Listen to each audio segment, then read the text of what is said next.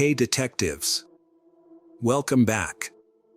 We've got another mysterious case to explore, the case of Angie Houseman. Angie Houseman was born on February 18, 1984, in St. Louis, Missouri. Her father had left the family before her birth, and as a result, she never had the opportunity to know him. When Angie was 1 year old, her mother married a man named Ronald, and they had a son together. Angie got along well with her stepfather and was very close to her younger brother. Angie was a friendly and outgoing child who easily made friends with those around her. She lived with her family in a quiet suburban area of St. Louis. In 1993, at the age of 9, Angie attended the 4th grade at a local elementary school, which was just over a mile from her home. To get to school, she would take the bus from a nearby stop, and her parents felt relatively safe allowing her to travel alone due to the stop's proximity to their house. Angie usually walked to the bus stop with other neighborhood children, and after school, they would be watched over by several parents who would keep an eye on them from their windows as they made their way home. A tradition established in the neighborhood was that locals would watch over children and make sure they got home safely from the bus stop. On November 18th, Angie followed her usual routine and attended school, finishing at 3 p.m. She boarded the school bus with some neighborhood kids and got off at her stop. The other kids lived closer to the stop, so they walked ahead, leaving Angie to walk the remaining short distance home alone. However, Angie failed to arrive home, which was unusual.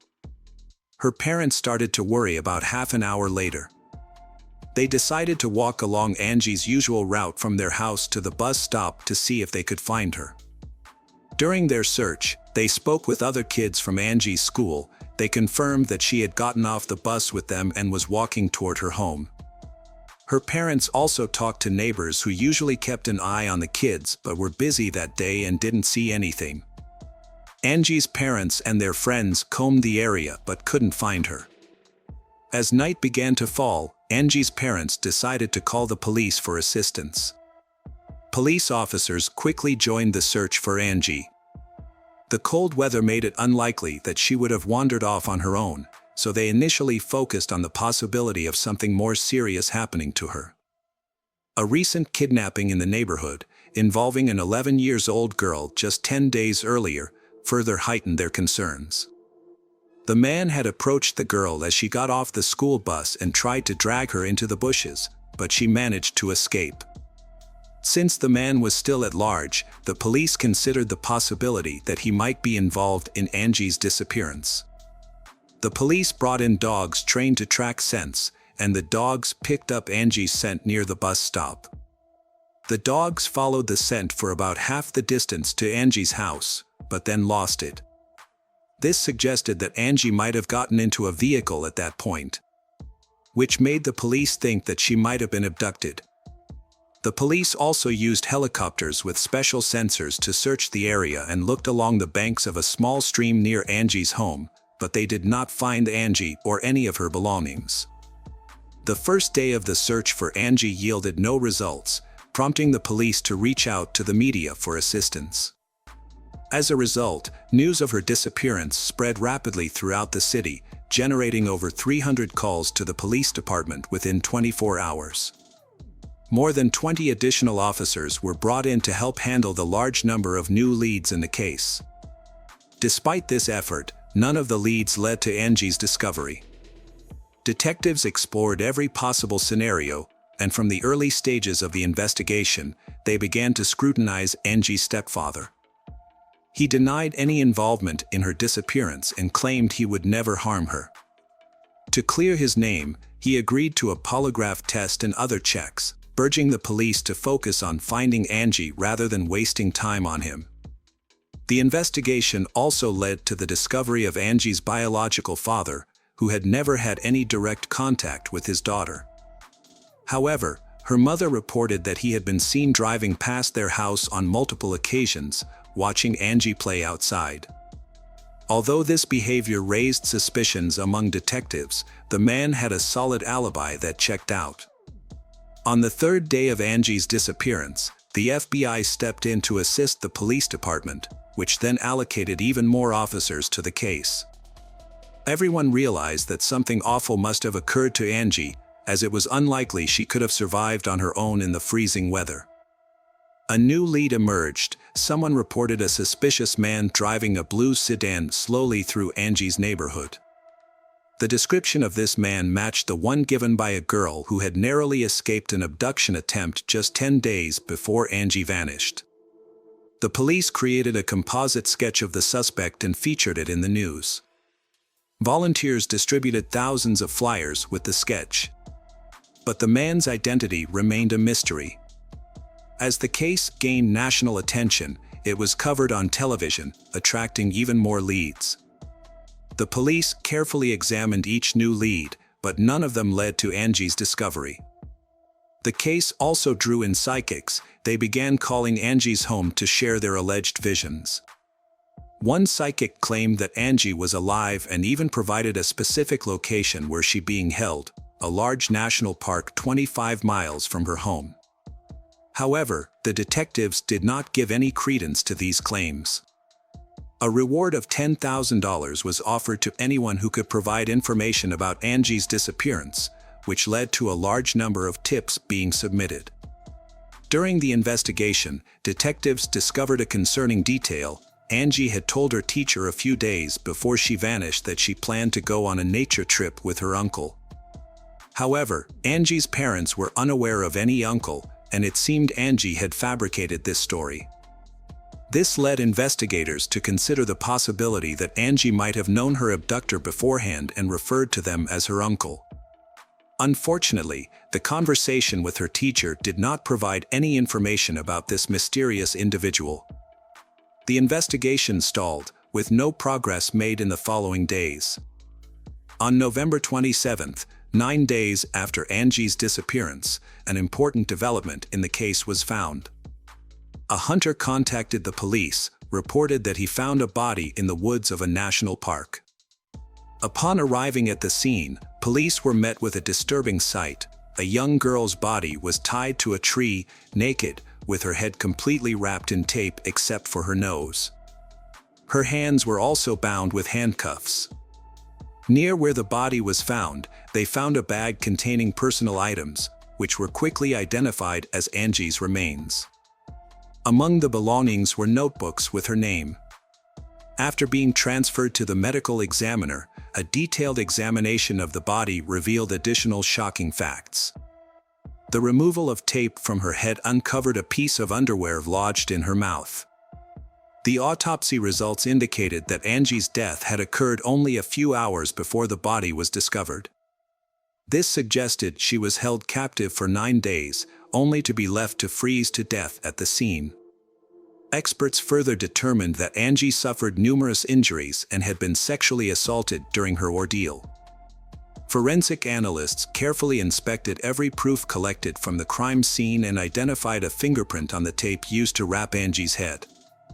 They cross-referenced this evidence against potential suspects in their database, but unfortunately, this led to no new leads. The discovery of the body accelerated the police investigation, prompting the allocation of additional resources to help solve the case. The community was shocked by the extreme brutality of the crime and was deeply concerned for their children's safety, with many escorting their kids to bus stops and keeping a close watch over them at all times. A few days after Angie's discovery, concerns escalated further. On December 1st, 10-year-old Cassidy went missing from a nearby town, just 10 miles from Angie's home. Cassidy asked her mother for permission to visit friends who lived just a few hundred yards away, but then she disappeared.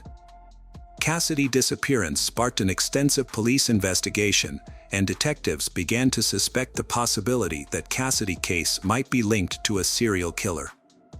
Although they considered the possibility that the same person was behind both abductions, they lacked concrete evidence to support this theory. 10 days later, Cassidy's body was found in St. Louis, wrapped in bed sheets and covered with a pink curtain. The cause of death was severe head injuries. Despite efforts, detectives couldn't find any leads to the killer. Furthermore, they started questioning whether the same person was responsible for both Angie's and Cassidy's deaths. Detectives suspected they might be dealing with two different killers due to the distinct characteristics of the crimes. Around the same time, they identified a 37-year-old man named Gary as a potential suspect. Gary had previously attempted to abduct a girl just before Angie went missing and regularly traveled to St.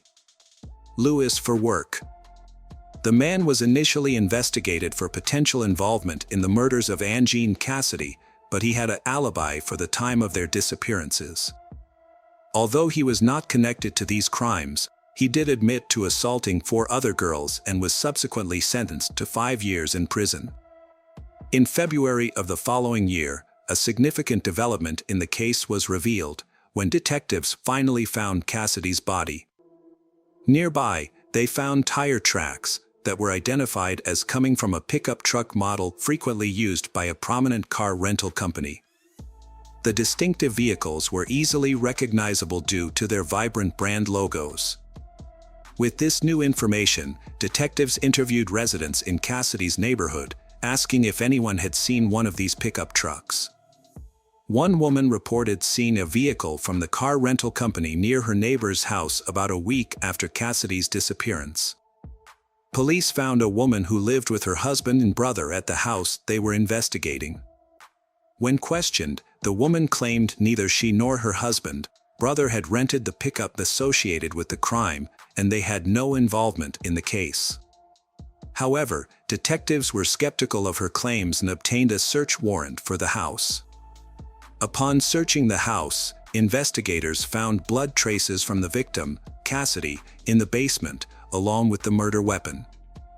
Further investigation revealed that the woman's brother, Thomas, was the one who had rented the pickup in question.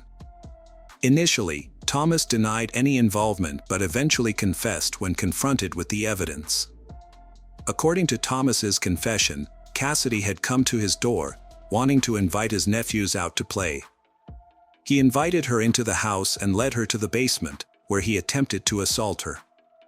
When Cassidy screamed, Thomas struck her with a heavy object and then covered her body with bed sheets.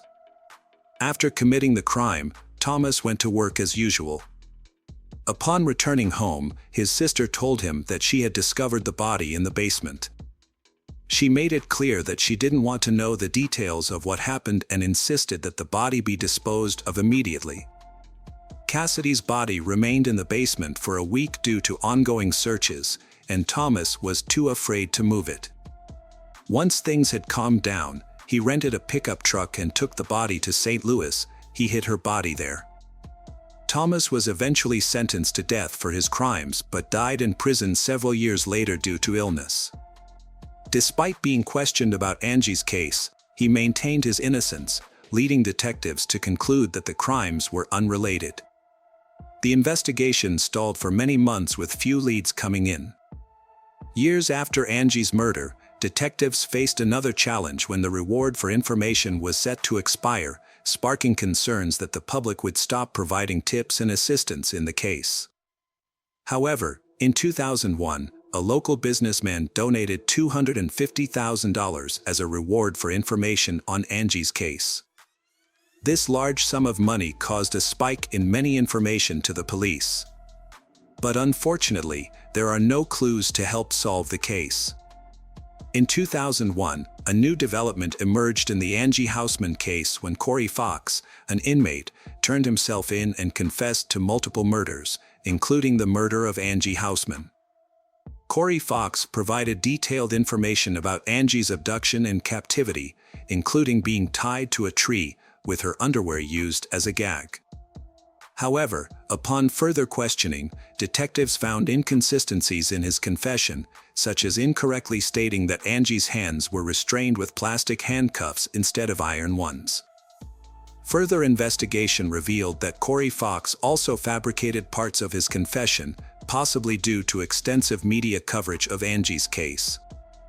Another tragic case happened in 2002, the abduction and murder of a 6-year-old girl, briefly sparked renewed interest in Angie's case. However, it was soon determined that the two cases were unrelated. The perpetrator in the 2002 case was a neighbor. He quickly confessed during interrogation, while Angie's case remained unsolved. Several years after Angie's murder, detectives reopened the case in 2007. They re-examined the documents and found a peculiar detail. A man named Roger Martin was in a parked car near the crime scene when Angie's body was discovered. When questioned, Roger claimed he was in the area for hunting, but a search of his car found no hunting gear. Further investigation revealed that Roger had a criminal record involving children, including an assault near the location where Angie's body was found. These crimes occurred before Angie's death, but the police had not thoroughly investigated Roger at the time. The new detective team called Roger in for questioning. He denied any involvement in Angie's murder, claiming he was in the area by chance. Roger stated that he was still at work when Angie's body was left at the crime scene. The investigation stalled after a 9-hour interrogation of Roger failed to yield results. Although his fingerprints were taken and compared to those on the tape from Angie's head, no match was found, leading to his release due to insufficient evidence. The case remained stagnant until 2018 when the St. Louis Police Department established a dedicated task force to re-examine the evidence using advanced technology. The team focused on 3 crucial pieces of evidence: the handcuffs, the tape from Angie's head, and the underwear used to silence her. Despite previous failed attempts to find the perpetrator's DNA on these items, the detectives were determined to try again. They began by re-examining the handcuffs but encountered difficulties due to the presence of Angie's blood. They then turned their attention to the tape from Angie's head but discovered it had deteriorated over time, meaningless their efforts. The investigators examined the underwear as a last resort, despite low expectations due to it being in Angie's mouth for several hours, which could have erased any foreign DNA. Using advanced technology, they thoroughly inspected every inch of the underwear and eventually found a tiny sample of unfamiliar DNA, sufficient for analysis. The DNA was confirmed to belong to a male and was immediately uploaded to the FBI database. In cases like this, it's common for the DNA not to match anyone in the database, requiring further efforts to identify the person. However, in this instance, the detectives got lucky. As soon as the DNA sample was uploaded, they received a match. The DNA belonged to 58-year-old Earl Cox, who had been in prison since 2003. Cox was not on police radar in connection with Angie's case, but he had a significant criminal record.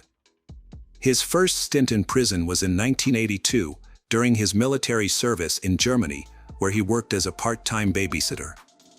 However, his babysitting job ended when 4 girls accused him of sexual assault. Cox initially received an 8-year prison sentence in the United States but was released after serving only 3 years. Following his release, he relocated to St. Louis. However, his freedom was short-lived as he was arrested again 4 years later when 2 7-year-old girls accused him of sexual assault.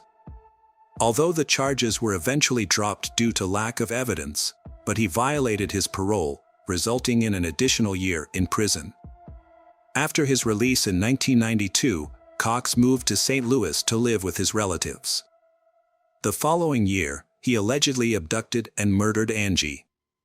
In 2002, Cox was arrested again, this time for operating a major online platform where users shared child abuse materials. The FBI had been investigating the platform and caught Cox in a sting operation when he attempted to meet an undercover agent posing as a 14-year-old girl. Cox had planned to make the girl his slave and had sent her money for a bus ticket. However, when he arrived at the meeting place, he was met by armed FBI agents and arrested.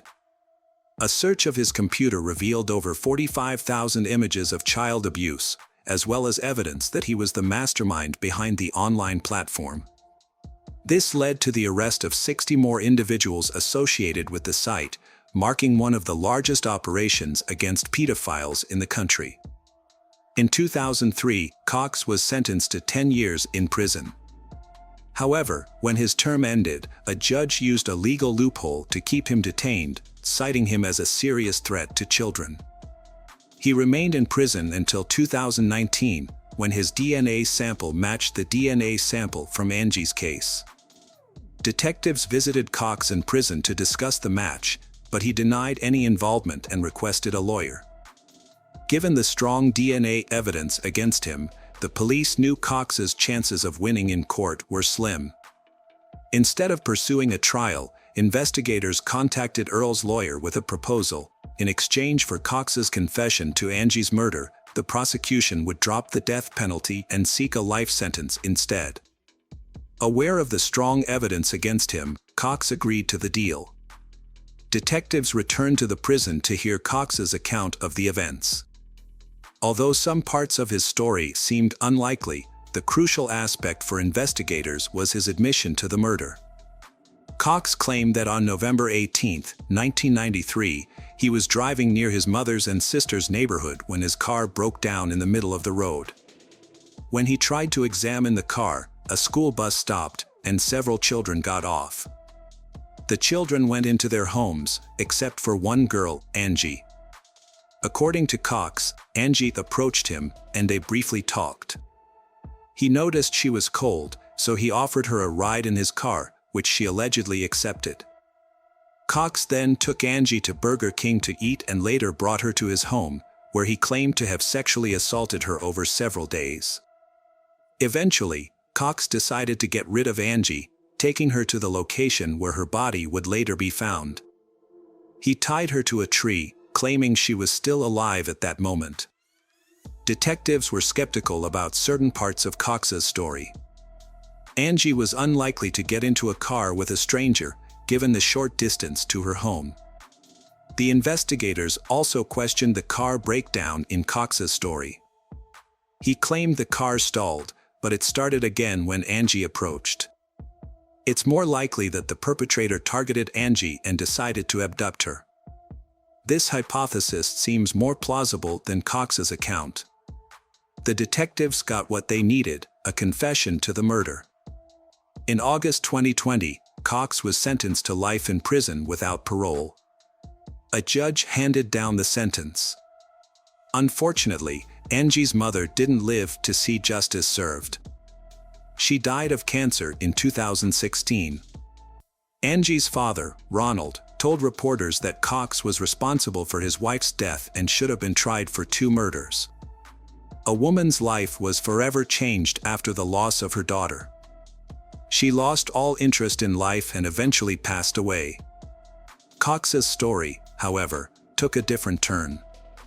The prosecutor reopened a case involving the sexual abuse of 2 7-year-old girls, for which Cox had previously received a lenient sentence of 1 year in prison for violating his parole.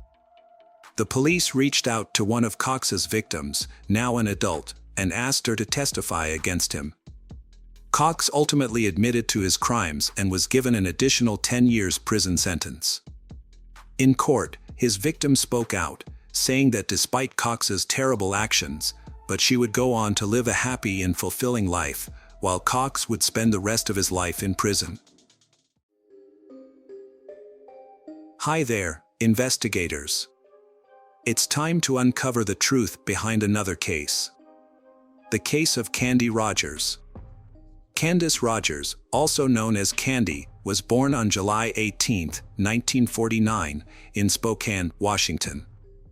She was an only child in her family, and soon after she was born, her parents divorced.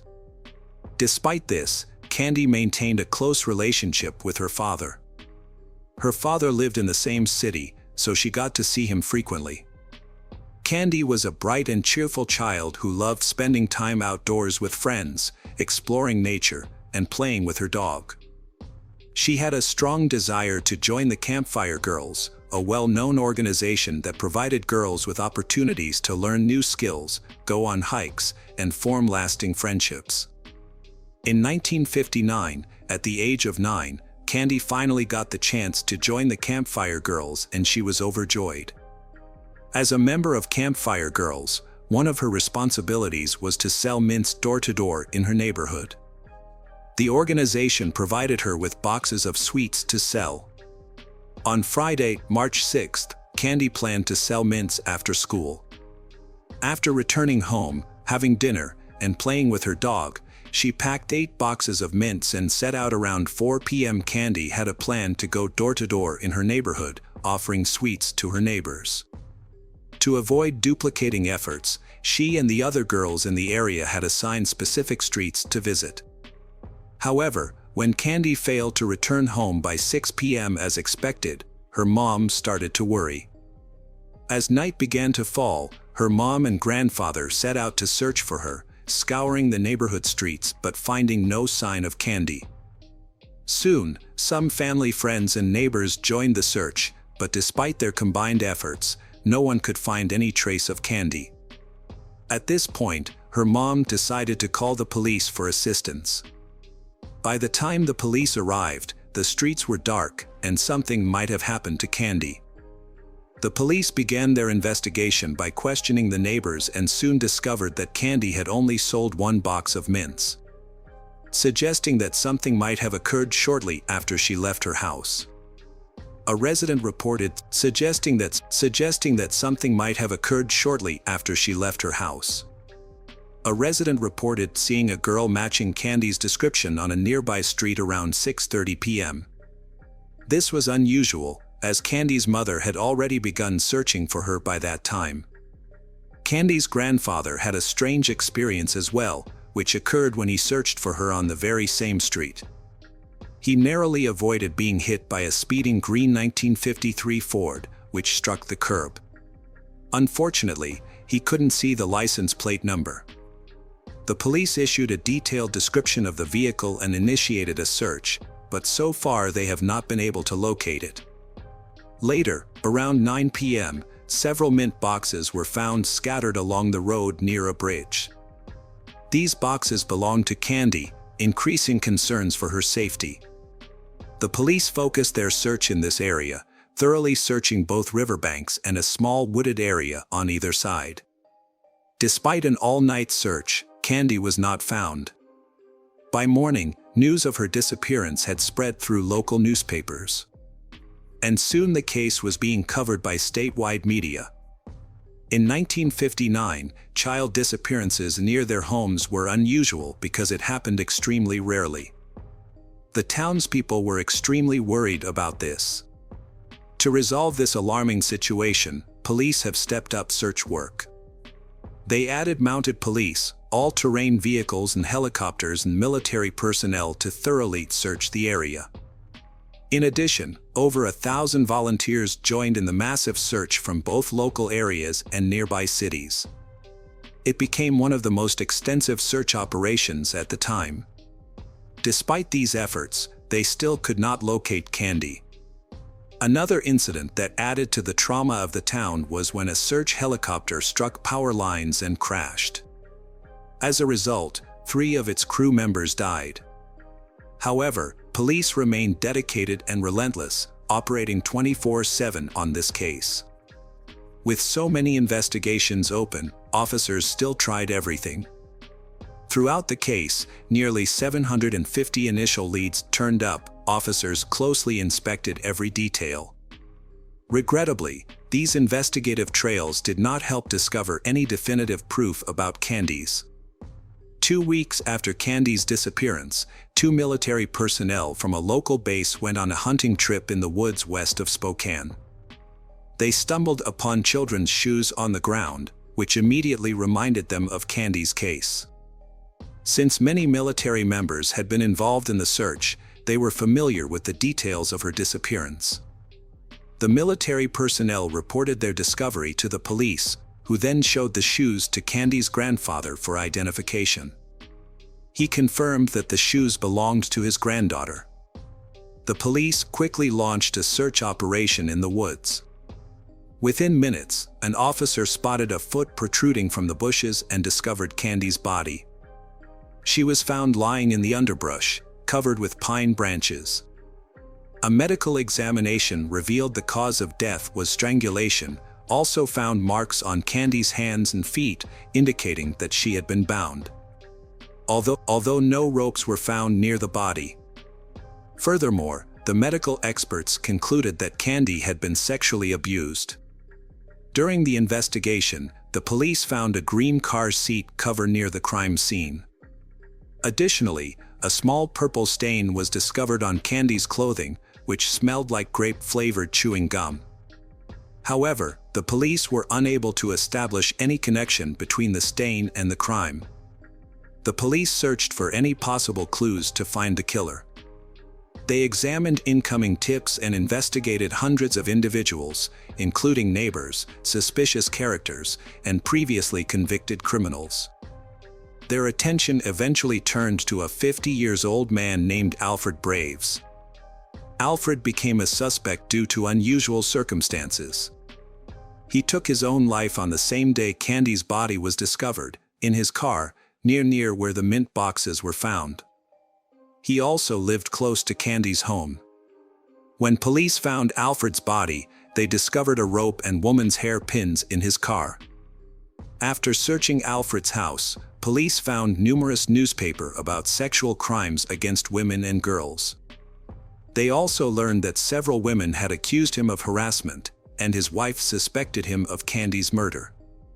However, investigators were unable to find any evidence directly linking Alfred to Candy's murder. Despite their reluctance, detectives had to eliminate him from the suspect list, as they did not have enough evidence to prove his guilt. As a result, they began investigating other suspects. Several months after the murder, the police had compiled an extensive list of suspects, but despite their diligent efforts, the investigation has made no new progress. Later, the investigators turned their attention to a new suspect, a serial killer named Hugh Morse. Hugh was arrested in 1961 for a string of crimes, and two factors made him a person of interest in Candy's case. Firstly, he was known for constantly chewing grape-flavored gum, which was similar to a substance found on Candy's clothing. Additionally, Hugh had killed two women in Spokane just a few months after Candy's death. Hugh's history of violence was also a concern. His first arrest was for assaulting a woman, but he received no serious consequences, merely being discharged from the army, where he was serving at the time. Hugh committed a string of robberies in Los Angeles, but only served 6 months in jail. After his release, he lured two 8-year-old girls to a secluded area with the promise of ice cream and then sexually assaulted them. Despite being arrested again, he managed to avoid prison time. A medical commission evaluated him and deemed him a sexual psychopath, leading to his placement in a mental health facility. 2 years later, doctors believed he was cured and released him from the facility. Hugh then moved to Spokane, where he began spying on women through their windows. In November 1959, Hugh broke into the home of a 28-year-old woman, assaulted her, and ultimately killed her. 10 months later, he entered the residence of a 69-year-old woman and repeated the same violent actions. A month after that, he attacked another woman, stabbing her multiple times, but she survived the assault. Hugh continued to travel from city to city, committing numerous crimes, including attacking women and girls with a knife, sexually assaulting them, and killing 2 more victims. His crimes eventually caught the attention of the FBI, and he was added to the list of the country's 10 most wanted criminals. He was eventually captured and sentenced to multiple life terms in prison. While serving his sentence, Hugh attempted to take his own life, but was saved by the prison guards and continued to serve out his sentence. Detectives investigating Candy's case visited him in prison multiple times, but he consistently denied any involvement in the crime. A polygraph test was also administered, which suggested he was telling the truth. However, lie detector test results are not considered reliable because their accuracy is only relative. Despite the lack of evidence, but investigators initially considered Hugh a primary suspect. Due to his background and the fact that he lived in Spokane at the time of the murder. However, He continued to deny any involvement, and police were unable to find any evidence to prove his involvement in the crime. The investigation then shifted focus to another suspect, 49-year-old Howard Barnett. He was arrested in February 1960 on suspicion of molesting a minor girl. Before taking his own life in his cell at the Spokane police station, Barnett wrote a cryptic message in his own blood on the wall, stating, "I have a sin before the Lord." Detectives then began investigating Barnett's potential involvement in the crime, but they were once again unable to find any evidence of his guilt. Howard remained a primary suspect in the case due to his proximity to Candy's residence. Despite years of investigation, police continued to follow new leads and examine other potential suspects. A woman eventually came forward claiming to have seen a green car following Candy on the day she disappeared. Police refocused on locating the vehicle, but this lead ultimately yielded no results. It was notable that the woman waited many years to share this information. The case was reopened at various times, but each time investigators reached a dead end. Throughout the investigation, police not only had to pursue new leads but also had to verify the validity of confessions. 13 people gave false confessions to the crime. However, none of them were able to provide specific details that only the actual killer would have known. Instead, they often repeated details previously reported in the media. High-profile cases often exhibit unexpected and surprising behaviors, such as false confessions. In the case of Candy's murder, numerous detectives worked on the case over time, but none were able to solve it.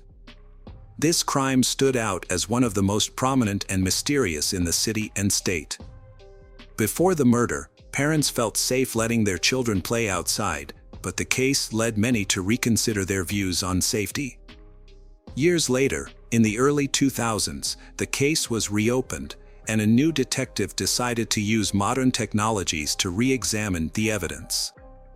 Fortunately, the police had carefully collected and preserved the evidence in 1959, including a sample of male semen on Candy's clothing.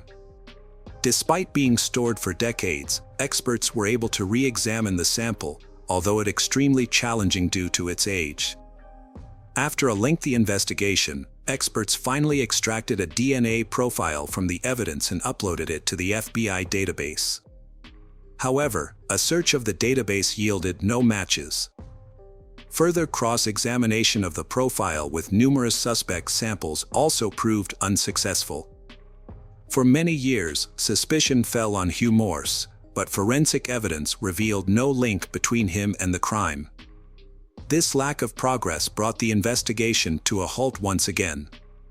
Although the police had the killer's DNA, they struggled to identify the perpetrator. In 2021, a new detective reopened the case and decided to employ a new approach: genetic genealogy. This innovative method had already solved numerous cold cases and offered hope for finally resolving the standing mystery surrounding Candy's murder. The detective reached out to multiple labs that specialized in this type of analysis but was met with disappointment once again. To use this method, experts needed the original DNA sample, which was a challenge. Several labs attempted to work with the semen sample, but each concluded that it had degraded too much, making it impossible to extract the necessary information. The detective then consulted the final lab, which led to a long-awaited important discovery.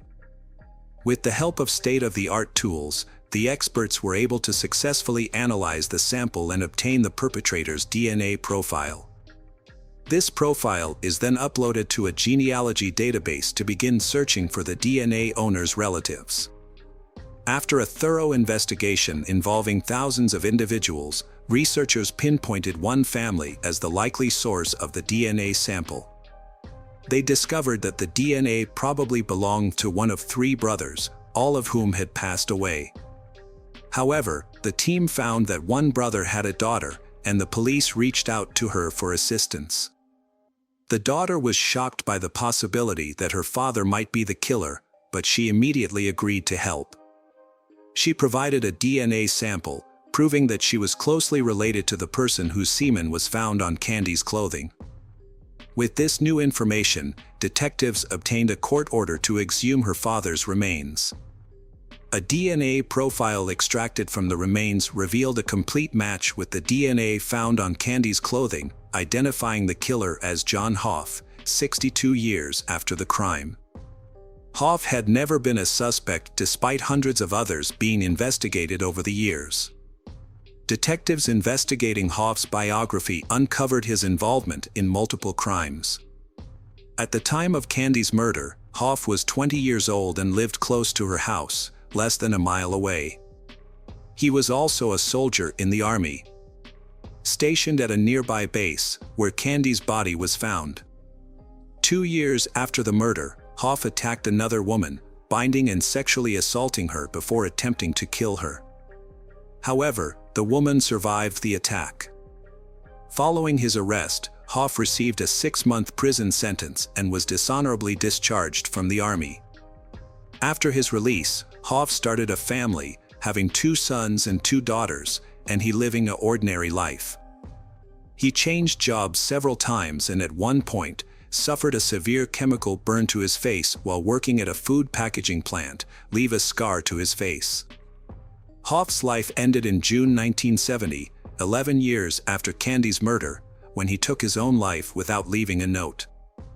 Further investigation revealed that Candy might have known Hoff, as she was friends with his 10-year-old sister at the time.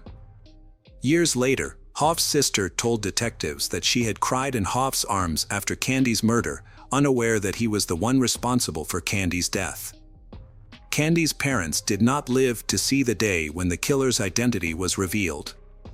Her mother passed away in 2006, and her father had taken his own life in 1963, 4 years after the tragedy. The reason behind his death remains a mystery. There is speculation that he was unable to cope with the loss of his daughter. Despite this, the case was eventually solved, marking one of the longest investigations in history, spanning over 62 years and involving multiple detectives across different generations. At the press conference, where the killer's name was announced, only one officer who had worked on the case in 1959 was present. He expressed gratitude for having lived long enough to learn the truth. Hoff's daughter initially struggled to accept that her father had committed such a horrific crime. However, she eventually came to terms with the fact, referring to her father as a monster who took an innocent life. She expressed regret that he was not held accountable during his lifetime. A chilling coincidence is that Hoff took his own life when his daughter was 9 years old, the same age as Candy was when she was killed. Welcome back, detectives. Let's dive into another horrible case. The case of Victoria Nazirova. Olga Tsvyk, a 35-year-old Ukrainian immigrant eyelash artist, reported a robbery at her home. The incident occurred on September 2, 2016. Olga Tsvyk called the police after discovering that several valuables had been stolen from her bedroom. When the police arrived at the scene, Olga Tsvyk explained that she had gone to the hospital earlier due to severe dizziness and nausea. To investigate the circumstances surrounding the incident, the police conducted a detailed interview with Olga Tsvyk. During the interview, she recalled a recent unpleasant encounter with a client named Victoria Narova, who had come to her home to request urgent eyelash extensions. When Victoria came to Olga Tsvyk's home to request urgent eyelash extensions, Olga Tsvyk told Victoria that she only did eyelash extensions in the salon and did not take clients at home. However, explaining to Victoria was useless, and Olga Tsvyk had to agree to take her in. During the investigation, it was discovered that Victoria had come to Olga Tsvyk's apartment, bringing 3 slices of cheesecake from a famous local bakery. Victoria enjoyed 2 slices and insisted that Olga Tsvyk eat the 3rd slice. After drinking tea and eating the cheesecake, Olga Tsvyk began to feel unwell. After Victoria left, Olga Tsvyk suffered from severe nausea, eventually passing out for about 30 minutes. After regaining consciousness, Olga Tsvyk called an ambulance and was taken to the hospital by ambulance. However, medical tests found nothing unusual in her blood.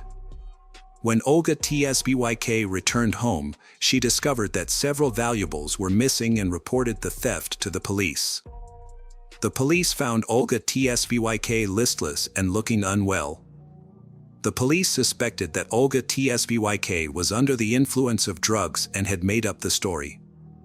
Despite the police's suspicions, Olga Tsvyk maintained that she had not taken any medication, and Olga Tsvyk believed that the cheesecake she had eaten was the cause of her condition.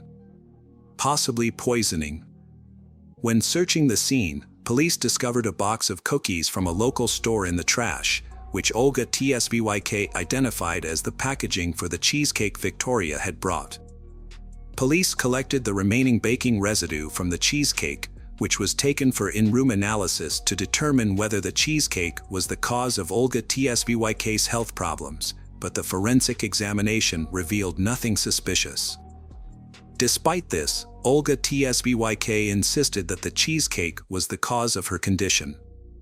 Olga Tsvyk mentioned that she had been to the hospital and that doctors had examined her body when she was admitted, and the police had contacted the medical facility to ask about Olga Tsvyk's condition and the test results. However, the doctors refused to provide information, citing patient confidentiality. The police considered this a reason not to believe Olga Tsvyk. The customer that Olga Tsvyk had told them about could not be found, so the case was adjourned. These details were told by a neighbor who the very next day noticed a suspicious woman at Olga's apartment. This woman came and went several times, hanging around the beauty master's apartment until she came face to face with her neighbor. The strange woman said that her friend Olga was sick and hurriedly left the house. The neighbor saw that the door to Olga's apartment was open and looked in to check on her. It was unbearably stuffy in the victim's apartment. The heating was on full blast despite the 30-degree summer heat. Olga was alive, but she was unconscious. She was lying on her bed, but she was wearing an unusual combination of clothes revealing underwear and warm sports pants. When the detectives heard about this, they had the feeling that someone was deliberately trying to change the victim's clothes. Scattered around Olga were pills containing a powerful drug. It looked as if Olga had taken the pills with the intention of taking her own life.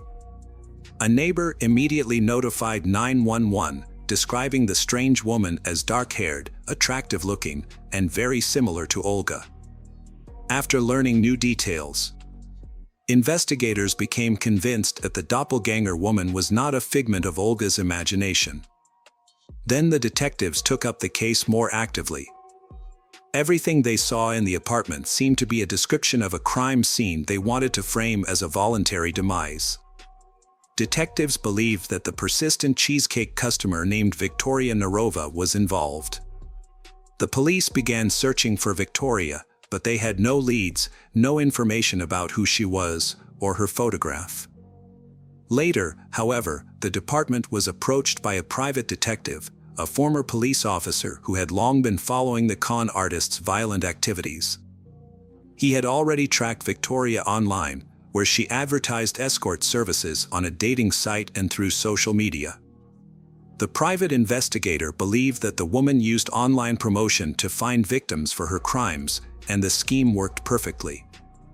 Victoria would arrive at the home of the next client, then she would drug the person with psychoactive substances so that they would lose consciousness. After that, she would take everything of value and then go into hiding. This activity could have been concealed indefinitely if not for this tragic circumstance. Meanwhile, Olsvik finally recovered from the unpleasant events. Then, having discharged from the hospital, she shared on her page in social networks the story of poisoning. After that, one of her clients unexpectedly told that she knew a man named Ruben Barakov who was in a similar story. Ruben was the owner of a dry cleaner, and the man met Victoria Nazarova on a Russian dating site about a couple of months before Olga's cheesecake poisoning. The new acquaintance invited Ruben to her home and boasted that she was a very good cook. He agreed and came to her place, but as soon as he tasted the dishes, the man lost consciousness. The friend emptied his pockets, took expensive watches, money, and cards.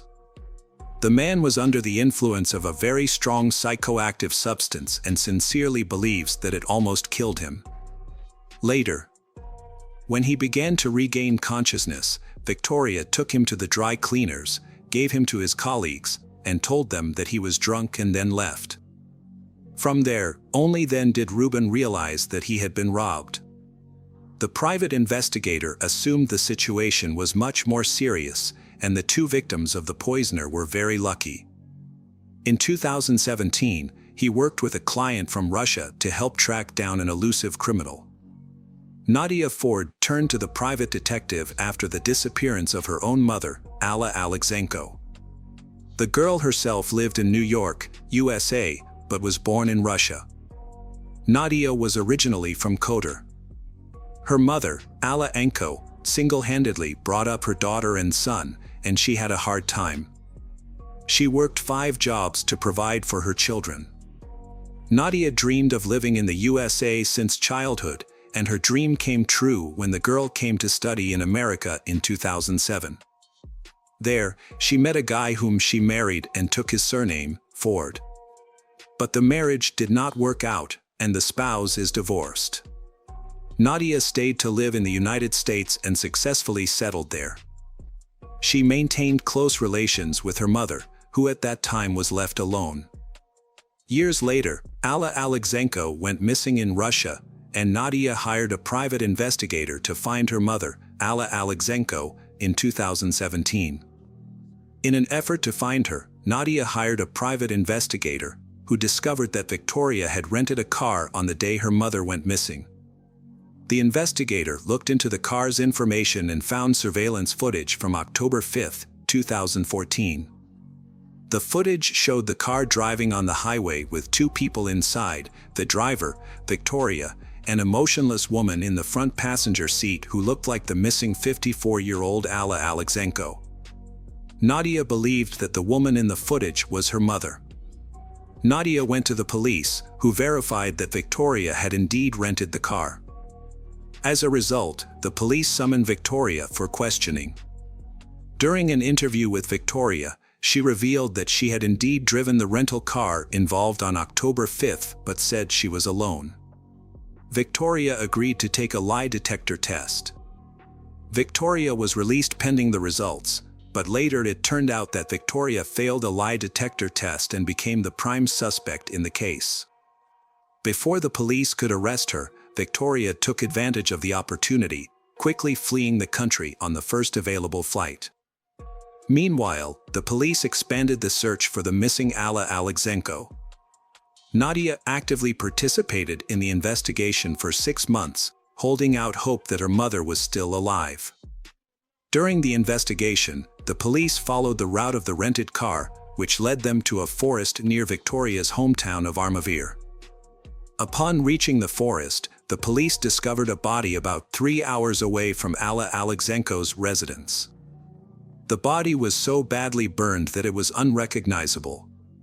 Nadia identified her mother's body by her teeth. Despite a thorough investigation, the cause of Alla Alexenko's death has not been found. The police issued an arrest warrant for Victoria Nazirova and sent it to Interpol. However, Victoria escaped for a long time. Nadia returned to the United States after attending her mother's funeral in Kotor. For a long time, Nadia struggled to overcome the pain of losing her loved one. Finally, Nadia regained her health and vowed to her mother that she would pursue justice and hold the killer responsible for her mother's death accountable. One day, while surfing the internet, Nadia came across a post on social media. Victoria Nazirova, the prime suspect in her mother's death, was living a lavish life in Mexico, seemingly unconcerned about her wanted status.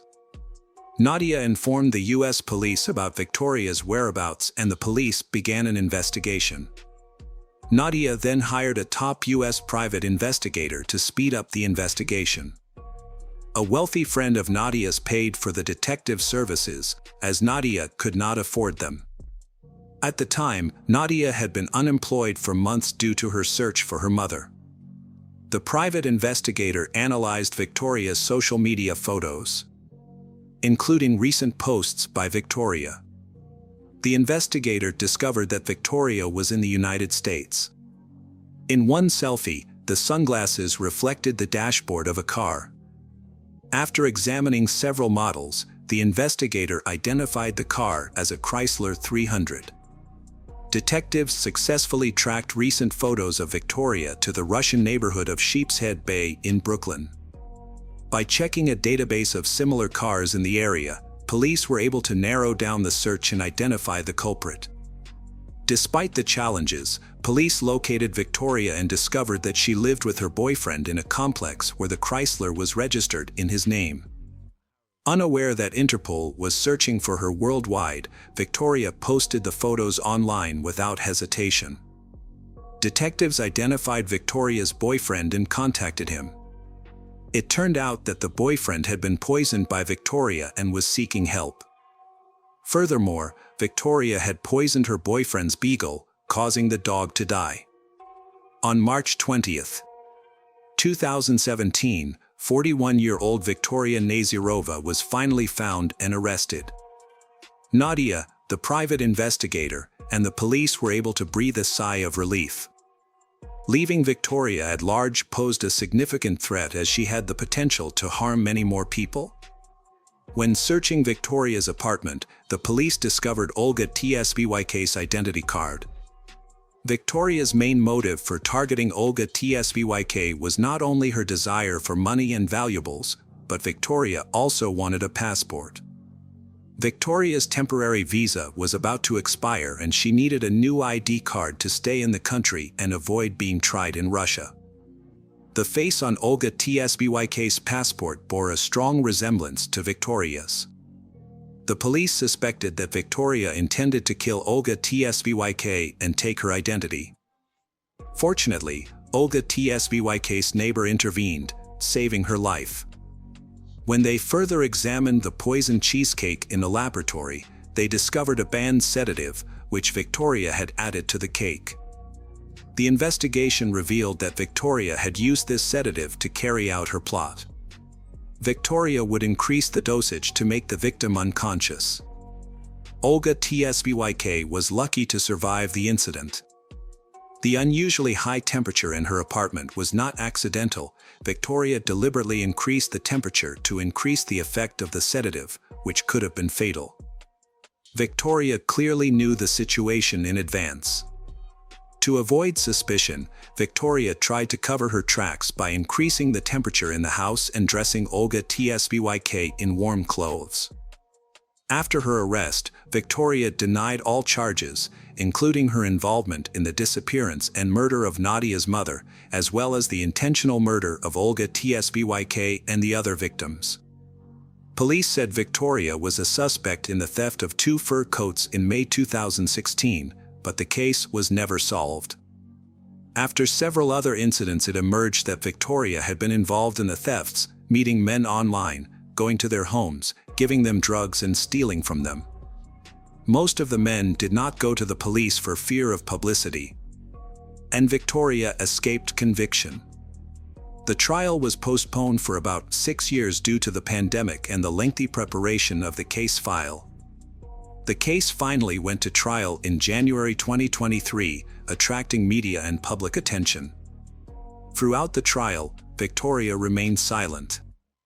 The court was forbidden from going into details about Alla Alexenko's death because the crime was committed in another country. Victoria's defense attorney said that there was no direct evidence or testimony linking Victoria to the crime, specifically the poisoning of the cheesecake and forcing Olga Tsvyka to eat it. According to Olga Tsvyka's testimony, Victoria brought 3 pieces of cheesecake to Olga Tsvyka's apartment, ate 2 in front of Olga Tsvyka, and then Olga Tsvyka ate the 3rd piece without hesitation.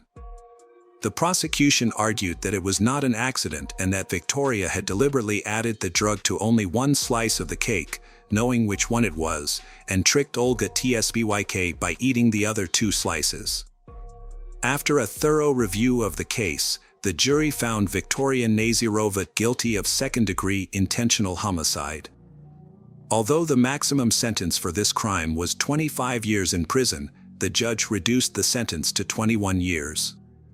However, by law, Victoria would be eligible for parole after 15 years in prison. Victoria Nazirova had been a sophisticated and stylish woman, but her life changed completely when she was sentenced to prison. The harsh realities of prison life took their toll on Victoria, with inadequate and poor nutrition. A fight in prison left Victoria severely injured, almost losing her sight. Victoria took the prison to court, filing a lawsuit against the prison for negligence on the part of the guards who failed to assist during the violent incident. The case was eventually settled out of court, with Victoria receiving $325,000 in damages. In an interview from prison, Victoria maintained her innocence, denying the charges related to the crimes she committed.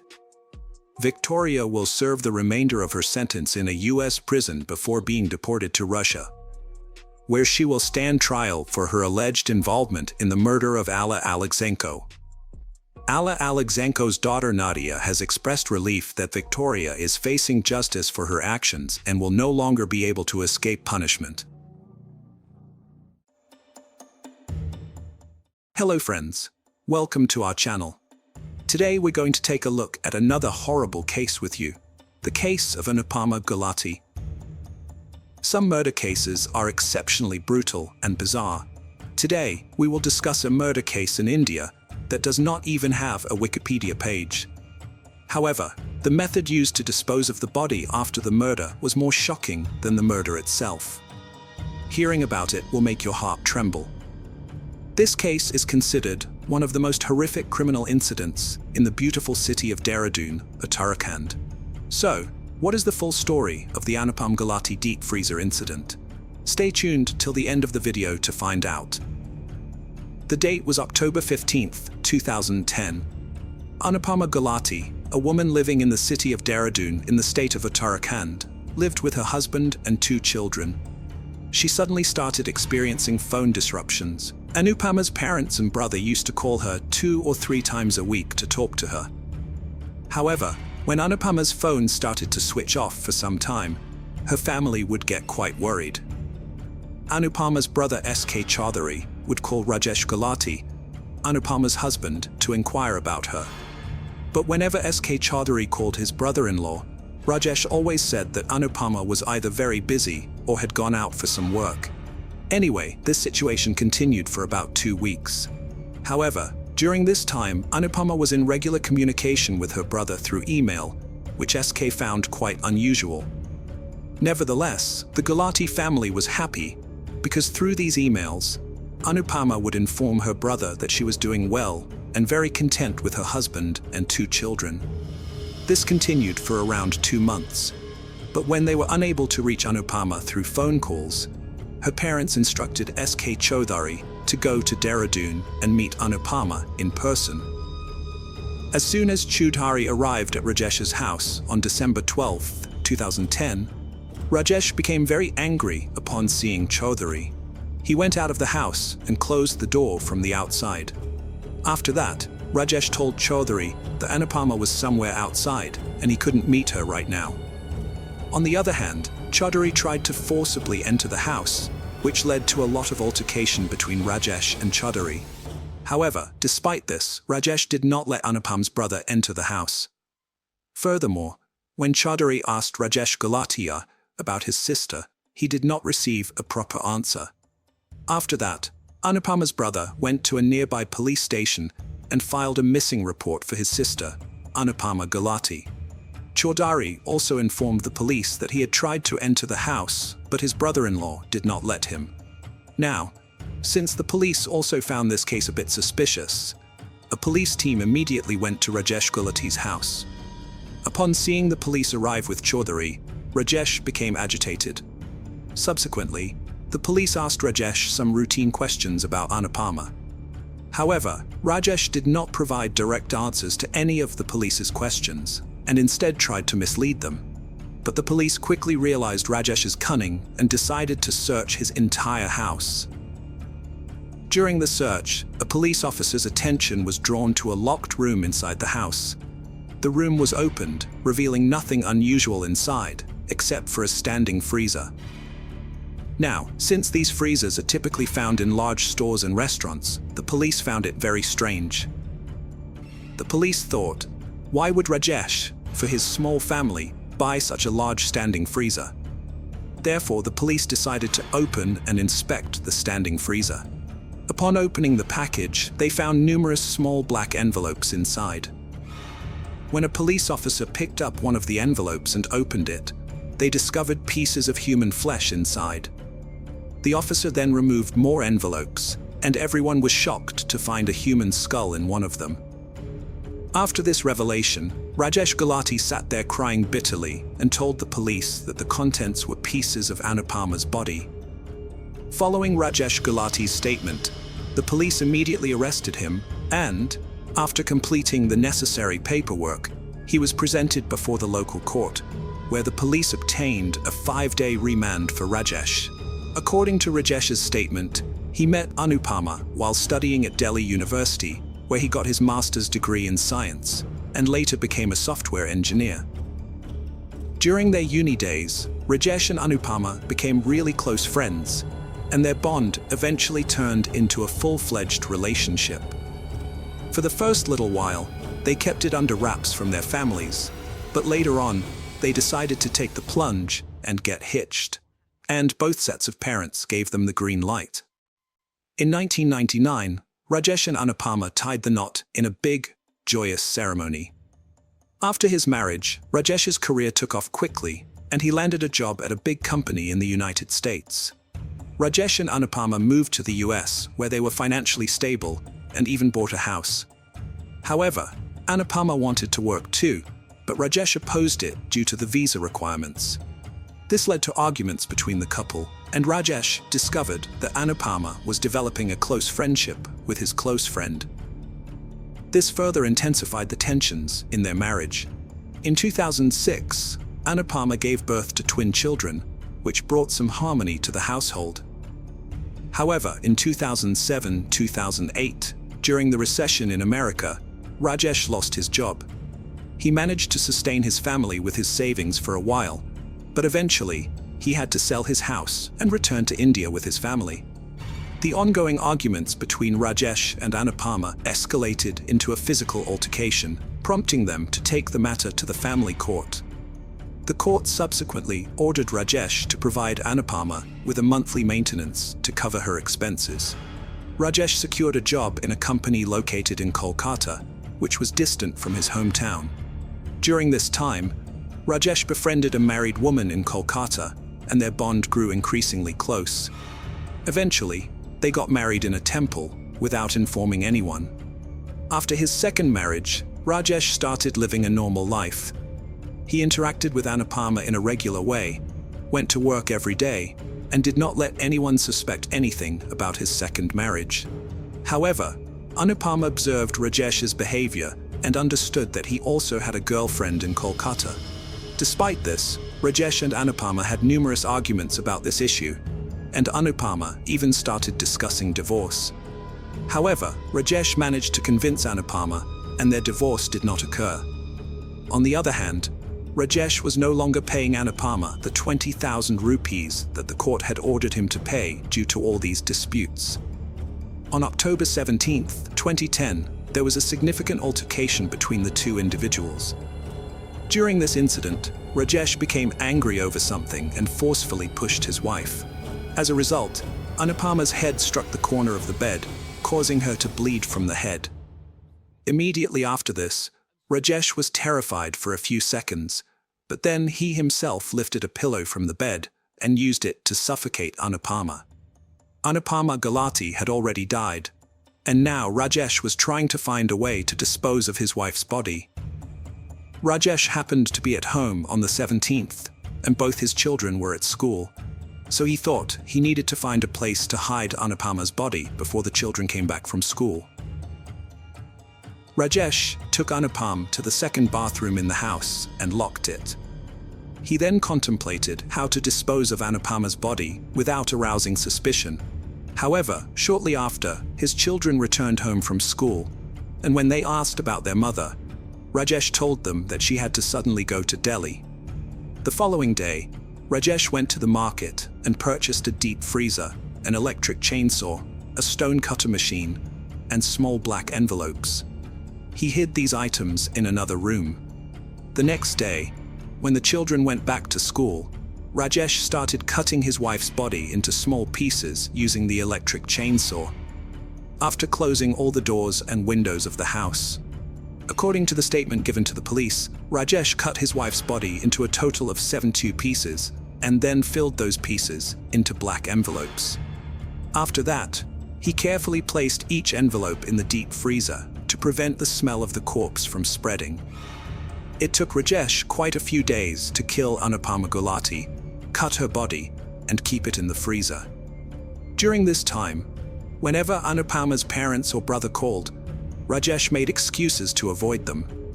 He also came up with excuses for their neighbors who inquired about Anupama, and he had already convinced both children that their mother had gone to Delhi. In addition, Rajesh had access to Anupama's email, which is why he continued to communicate with Anu, Anupama's brother, to ensure that those people did not suspect that Anupama was no longer in this world.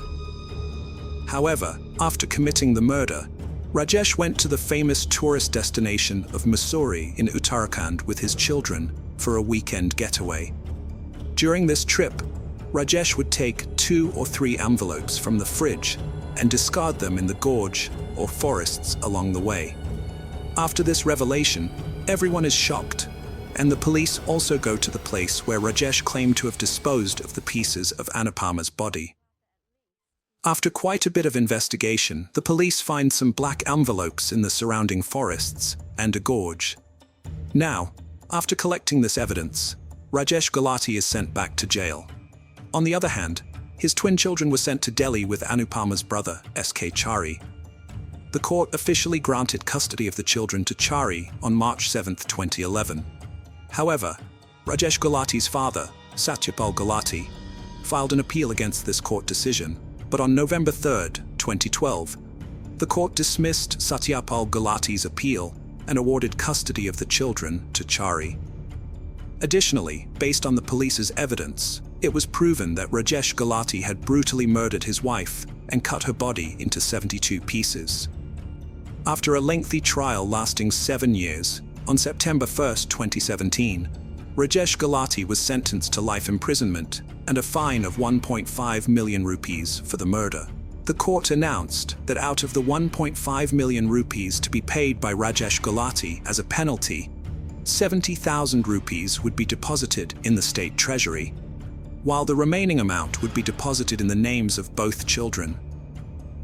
They will have the right to that money only after they reach adulthood.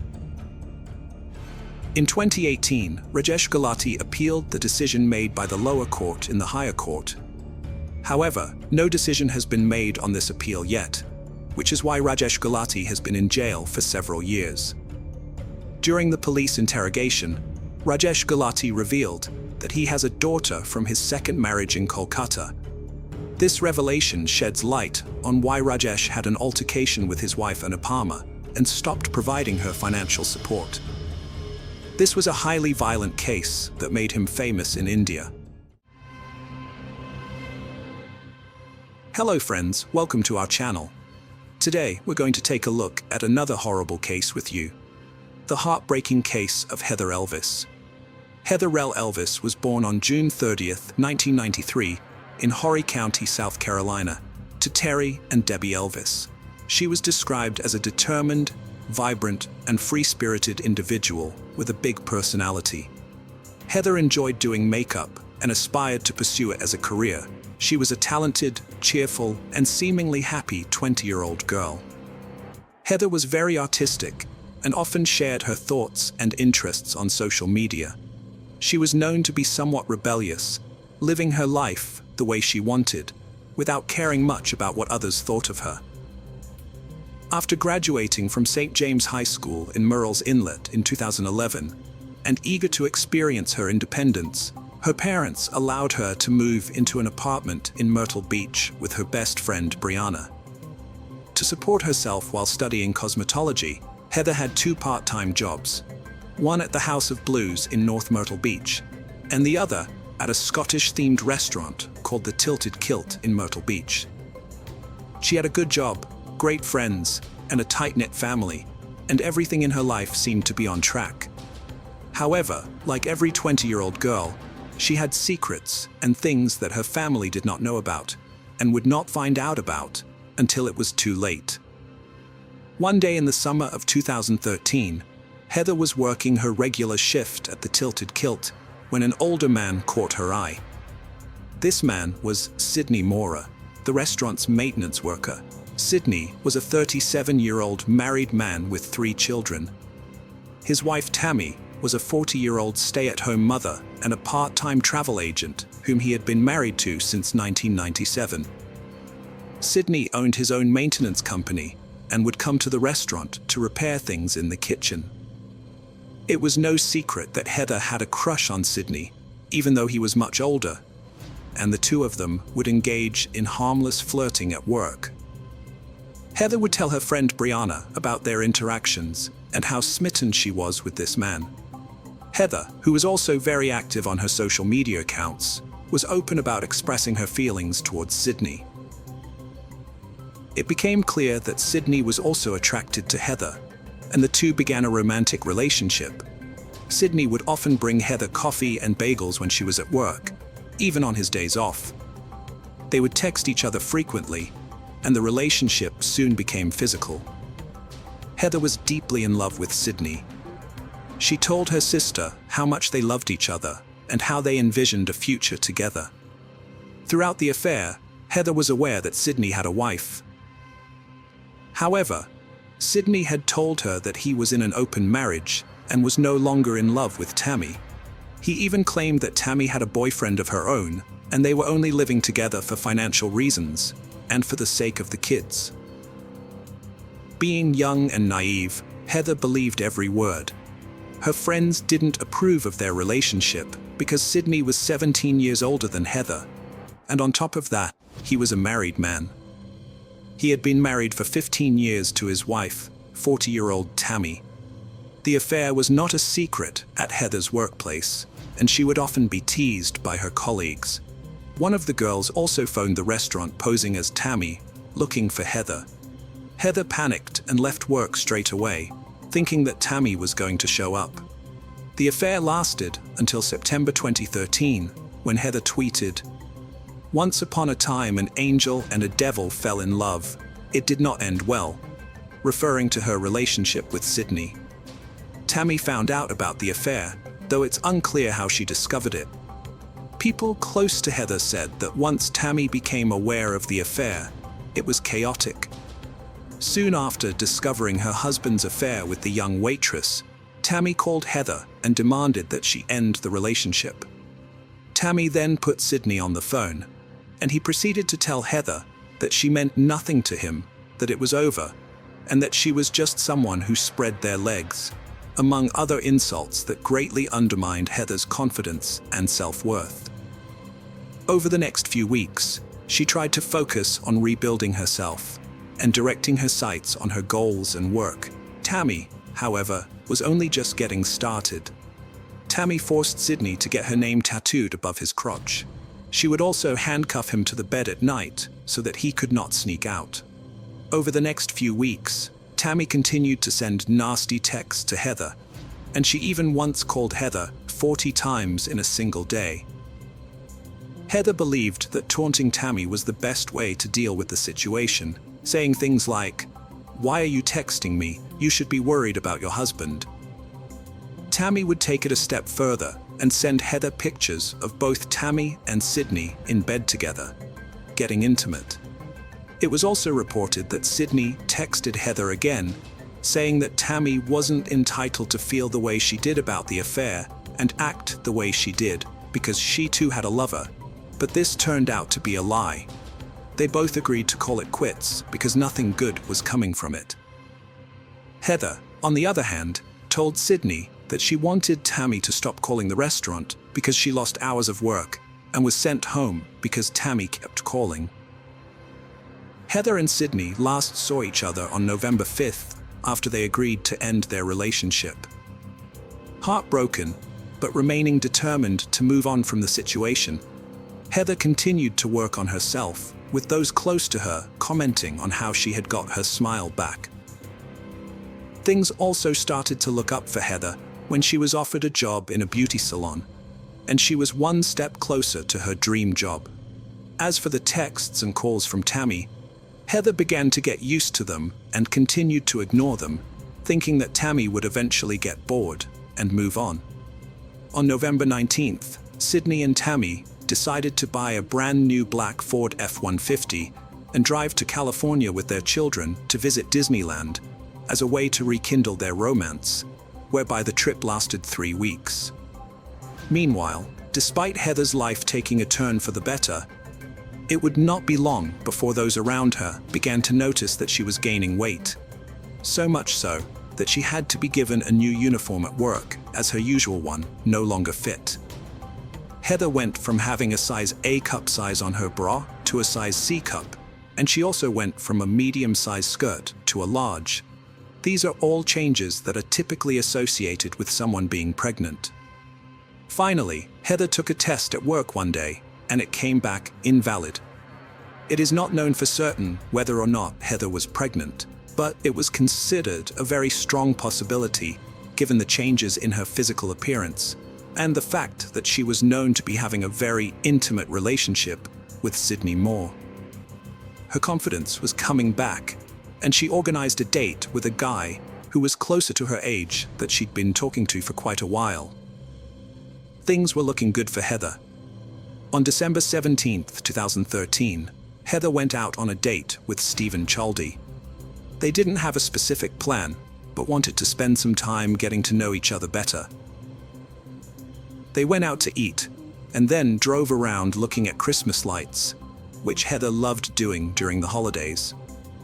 Stephen then took Heather to Inlet Mall and taught her how to drive his stick shift truck. He even took a picture of her trying to drive his car. Heather sent this picture to her best friend, Brianna, and her dad, Terry, who she lived with. The date started at 10 p.m. and ended around 1 a.m. when Stephen dropped Heather off at her apartment. They made plans to meet again the next day for a second date. Regrettably, this marked the last time Heather Elvis was seen.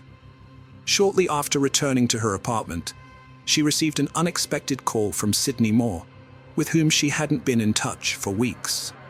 During the 4-minute conversation from a payphone, Sydney apologized to Heather, professed his love for her, and revealed that he had left Tammy to be with her.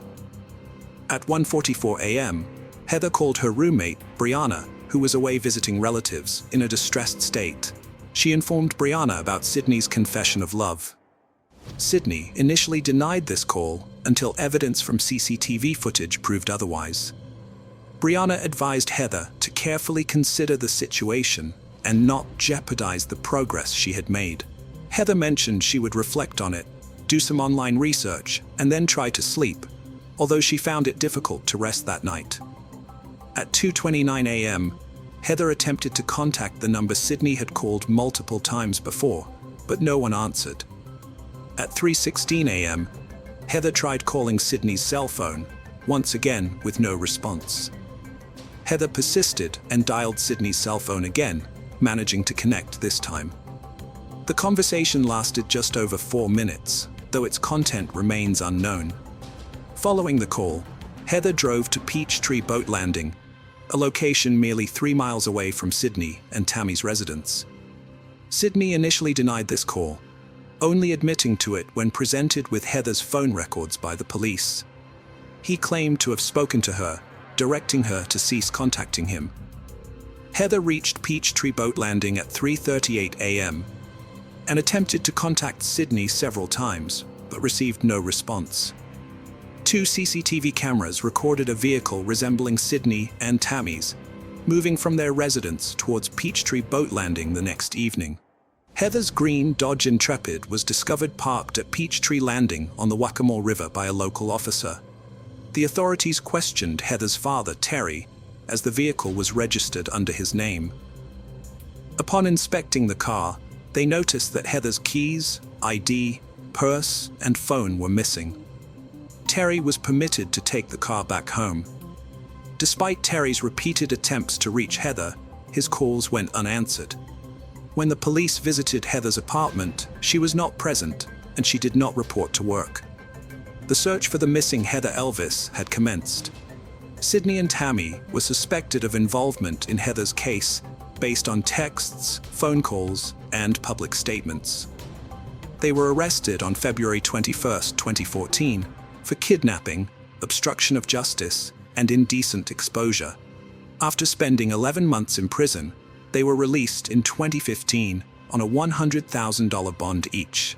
The murder charges were dismissed in March 2016, and the kidnapping charges were pending. The indecent exposure charges were dropped on June 20, 2016. Sydney's trial for the kidnapping of Heather Elvis began. It was revealed in court that Heather may have been pregnant. Detectives found out that Sydney bought a pregnancy test and cigars at Walmart. Later, Sydney called Heather from a payphone and arranged to meet her. Sydney claimed the pregnancy test was for Tammy, as they were trying for a baby. However, security footage showed them cleaning their car, burning rags, and having a receipt for a pregnancy test. The kidnapping charge against Sydney ended in a mistrial because the jury couldn't agree on a verdict. There was no evidence linking Sydney to Heather's murder. In August 2017, Sydney faced trial once more, this time for obstructing justice. He was convicted and given a 10-year prison sentence. Additionally, the prosecution intended to retry Sydney for kidnapping at a later date. In October 2018, Tammy was put on trial for kidnapping and conspiracy, 5 years after Heather's disappearance. It was revealed during the trial that Tammy was angry about her husband's affair with Heather, especially when rumors suggested that Heather might have been pregnant in December 2013. A family friend, Donald DeMarino, testified that he saw an image of Heather on Tammy's phone at a family gathering after Heather disappeared. According to Donald, Heather in the image did not seem able to move or speak, causing him distress and leading him to leave the event. Although the image was not shown in court and few details were provided, the prosecution's evidence, including this testimony, convinced the jury to find Tammy guilty in less than 2 hours. She was sentenced to 30 years in prison for both charges, with the possibility of parole after a set period. To this day, they have not revealed what occurred to Heather Elvis on that night in December 2013. Both have been attempting to challenge their convictions for years, claiming their innocence, but without success. Currently, Sydney, aged 47, is imprisoned at the high-security Lee Correctional Institution in Bishopville, with an expected release date of March 31, 2044. Tammy, aged 50, is at the medium-security Leth Correctional Institution in Greenwood, with an anticipated release date of May 9, 2043. Heather Elvis has never been found, and a tribute garden has been set up at Peachtree Boat Landing in dedication to her. Heather's disappearance left a void in the lives of her family and friends, and their pain, unanswered questions, and desire for closure became part of the story of Myrtle Beach. The community came together in search efforts and vigils, united by hope for answers. Heather's story touched hearts beyond the coastal town, highlighting the challenges of love and relationships. As we honor Heather Elise Elvis, let her memory remind us of life's fragility and the need for compassion and understanding. Hello again, true crime fans. We've got another mysterious case to explore. The case of Sheil Coughlin.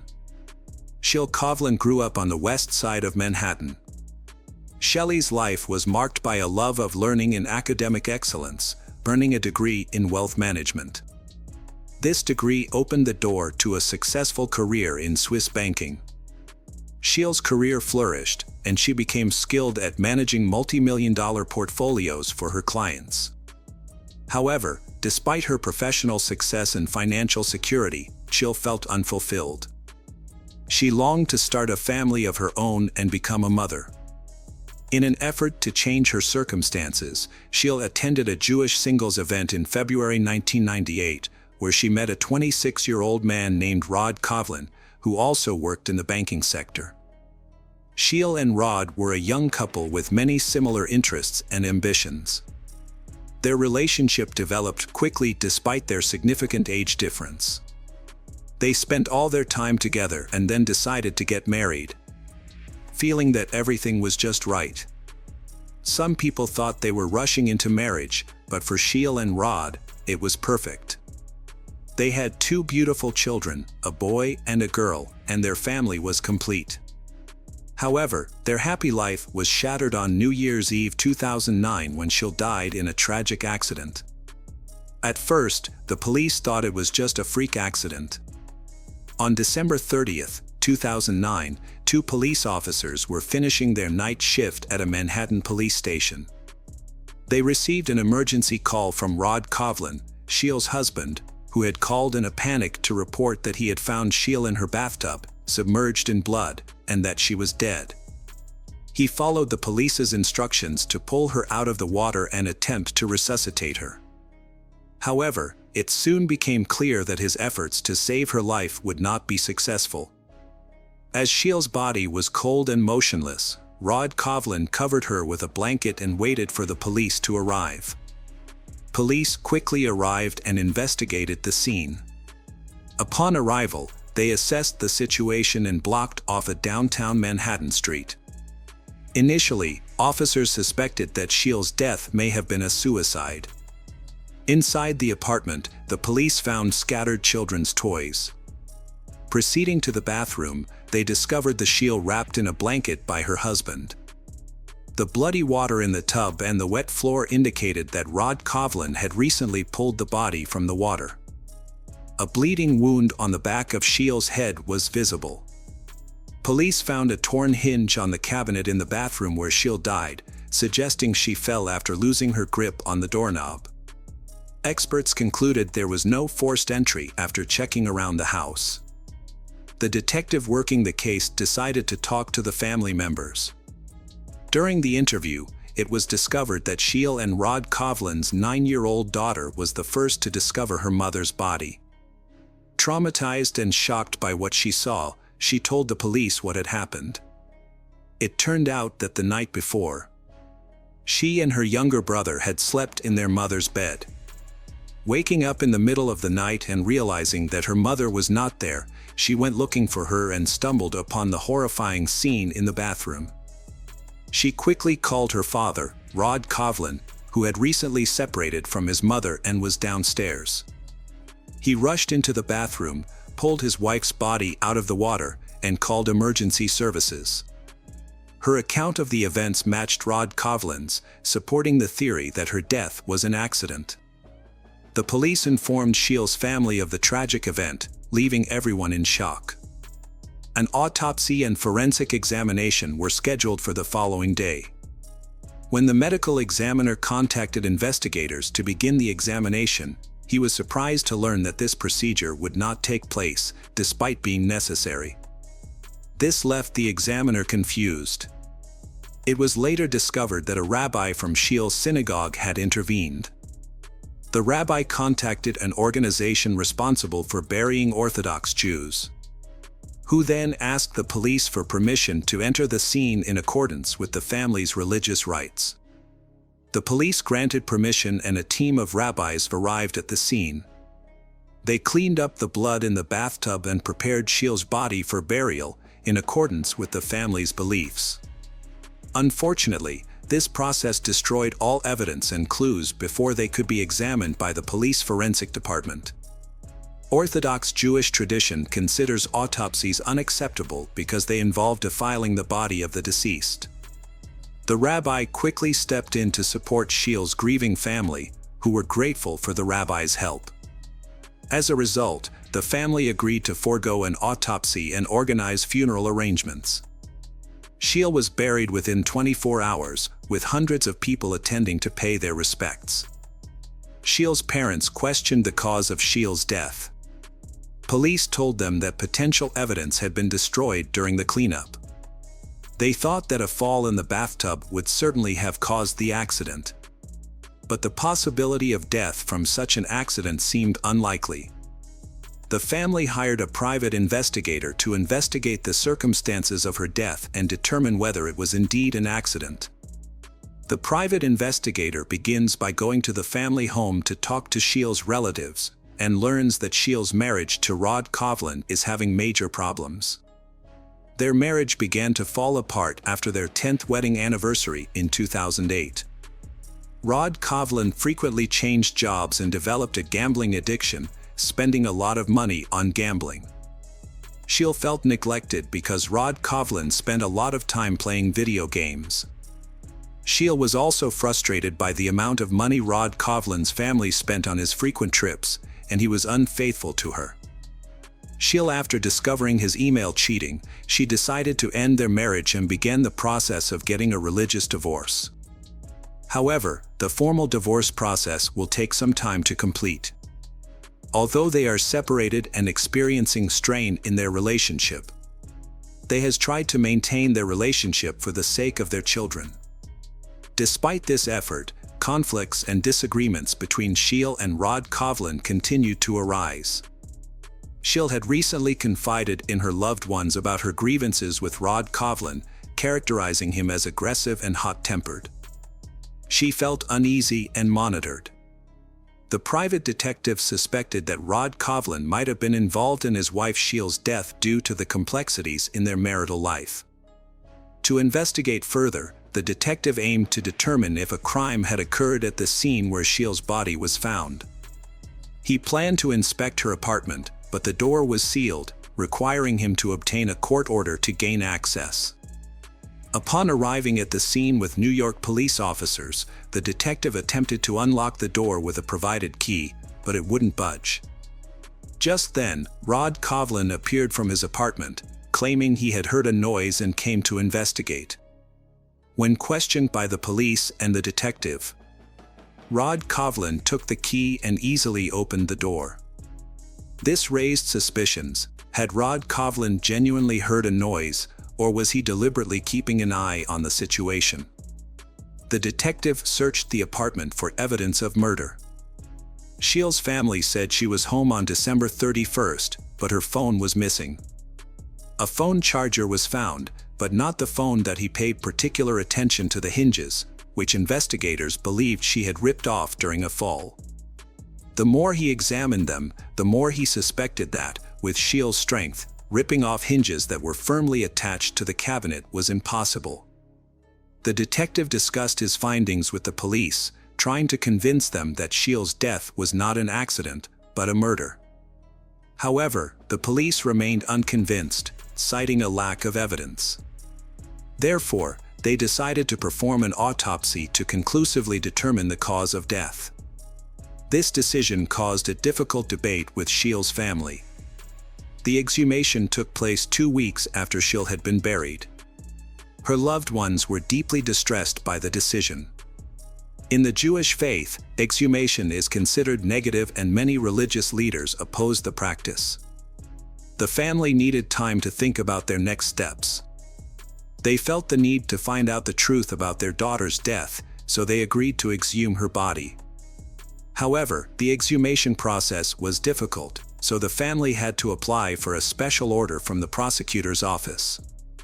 Even with the family's consent, they still had to make sure that all the necessary paperwork was completed.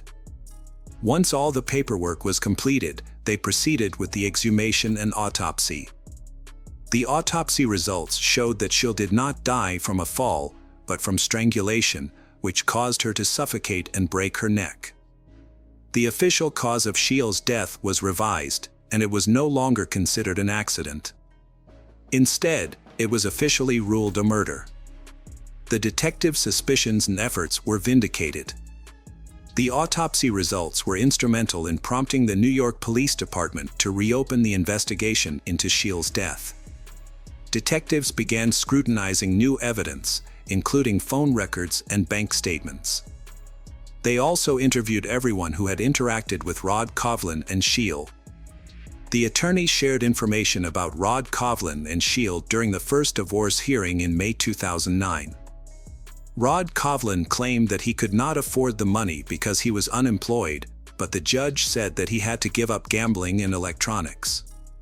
In court, Rod Coughlin's true nature was exposed, and he continued to criticize Scheel, making false accusations about her lifestyle, finances, and behavior toward their son.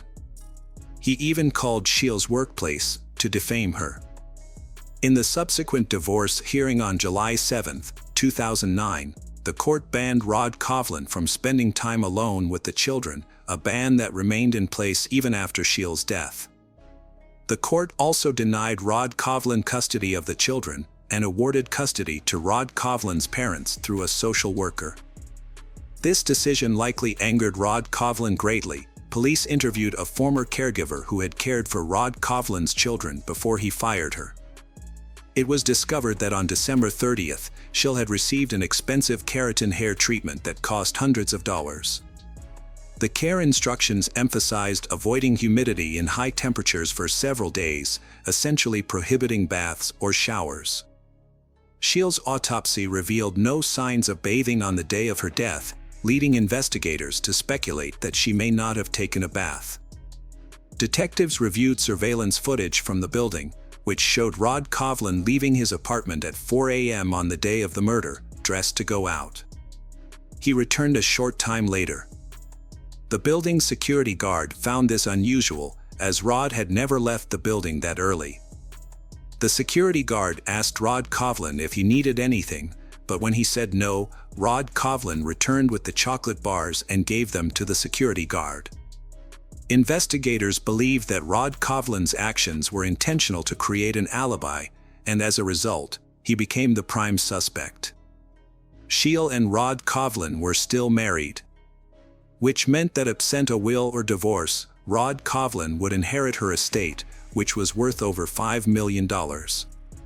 Additionally, on December 31, 2009, Scheel scheduled a meeting with her attorney to update her will and remove Rod Coughlin from the list of beneficiaries, which posed a significant threat to Rod Coughlin's rights and provided a clear motive for the crime.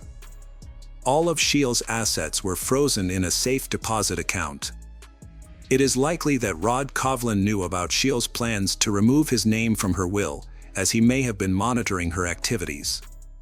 A review of the surveillance footage revealed that Scheel had returned home at 8 p.m. the night before the crime, talking on her phone. However, the phone had gone missing after the crime. The investigators decided to conduct another search of the crime scene, and upon returning to the apartment, they quickly found Scheel's mobile phone lying on her bedside table, still connected to the charger. When questioned by the police, Rod Coughlin hired a lawyer, Ed, who advised him to remain silent. As a result, investigators had to continue searching for new evidence implicating Rod Coughlin. When they examined Rod Coughlin's phone records, they discovered frequent calls to the number of Deborah Holmes, a married woman with 3 children. 5 months before Scheel's murder, Rod Coughlin and Deborah met at a sick bow tournament and began a passionate affair. They often met at sick bow tournaments or played together online. Investigators saw an opportunity to gather information and decided to contact Deborah with a few questions. However, to their surprise, Deborah responded that her attorney had asked her not to cooperate. Faced with Deborah's refusal to speak, the police asked for the name of her attorney. The response revealed that Deborah and Rod Coughlin were the same attorney. As a last resort, the police searched Scheel's newly discovered phone for incriminating text messages or electronic communications between Rod and Deborah. All data had been completely erased by a professional. Even skilled programmers were unable to recover the deleted messages. Over time, it became clear that he had succeeded in evading justice. While his crimes may have been well executed, the rabbi's meticulous cleaning of the bathroom was a major factor in hampering the investigation. By removing all traces of blood and other evidence, they destroyed DNA, making it increasingly difficult for investigators to collect evidence. The case stalled because Rod Kovlin confessed to the crime, and a lack of evidence prevented the case from going to trial. 5 years have passed since the investigation into Shiel's death began, but no arrests have been made. Police have searched for clues and evidence of Rod Kovlin's involvement in Shiel's death for years, but to no avail. However, the case took a turn when Rod Kovlin's mistress, Deborah, came forward. She contacted the police, and they invited her to the station for questioning. Deborah had recently broken up with Rod Kovlin, which prompted her to contact the police. She shared information with the police that Rod Kovlin had conspired to gain custody of the children, but because he was a suspect in Shiel's death and did not have custody of the children, he could not access the money Shield left behind. Rod Kovlin hatched a sinister plan to get his hands on Shiel's fortune. Rod Kovlin planned to manipulate his 15-year-old daughter into falsely accusing her grandfather, Rod Kovlin's father, of assaulting her. This would result in the grandfather being imprisoned and losing custody of his granddaughter, and Rod Kovlin would give his daughter a large sum of money upon completion of the mission. Meanwhile, Rod Kovlin had been secretly withdrawing funds from the only account he had access to, which was meant for his children's education. His parents discovered that he was misusing the money and were extremely unhappy with his lack of concern for his children's well-being. This led to a heated dispute between Rod Kovlin and his parents. Rod Kovlin's anger towards his parents escalated to the point where he considered harming them. In 2012, he confided in his lover, Deborah, about his plan to have his daughter poison his parents' tea with rat poison. He believed that since his daughter was a minor, she would receive a lighter sentence if caught. Following this, Rod Kovlin came up with several other schemes.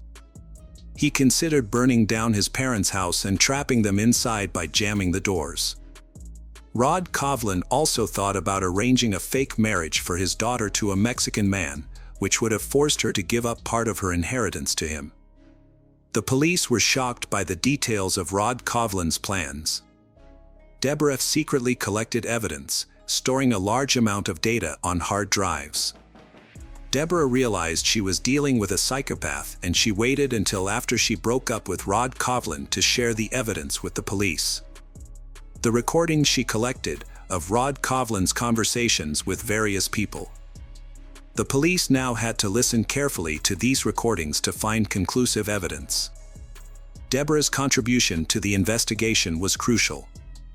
As the investigators analyzed the recordings, they made a surprising discovery.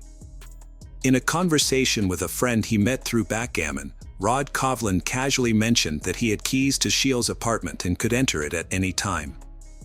Investigators found that Rod Kovlin was plotting against his own daughter, planning to pin the responsibility for the Shiel's demise on her. Thanks to all the information gathered, the police finally had compelling evidence to charge Rod Kovlin with the demise of his wife. On November 1, 2015, Rod Kovlin was arrested. Shiel's family awaited the trial of their daughter's perpetrator, but victory was not assured. Rod Kovlin, while incarcerated, shared intimate details of his wife's murder with a fellow inmate. He even reenacted the strangulation, which matched the autopsy results. During the 7-week trial, the jury heard testimony about the heinous crimes he planned to commit, including murdering his wife, targeting his parents, and framing his own children. The jury was horrified by his cold-blooded nature. In March 2019, the court convicted Rod Kovlin of murdering his wife, Shiel. Although there was no direct eyewitness, the overwhelming evidence led to a life imprisonment sentence. With the possibility of parole after 25 years, Rod Kovlin will no longer pose a threat to his family or the people of New York. Welcome back, detectives. Let's dive into another horrible case, the case of Cat West. Cat West was born on February 15, 1975, in the small town of Davie, Florida. She was the only child of Nancy and John Jonathan Martin. As a child, Kat always wanted a sibling, but her mother's health problems made that impossible. This has made Kat West so attached to her dolls, she treats them like living creatures, sings to them and cherishes them.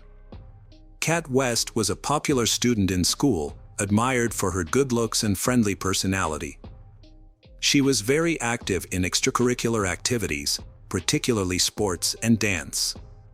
However, during the teenage years, signs of bipolar affective disorder begin to appear, characterized by depression and anxiety, alternating with periods of hyperactivity, persistently elevated mood and agitation.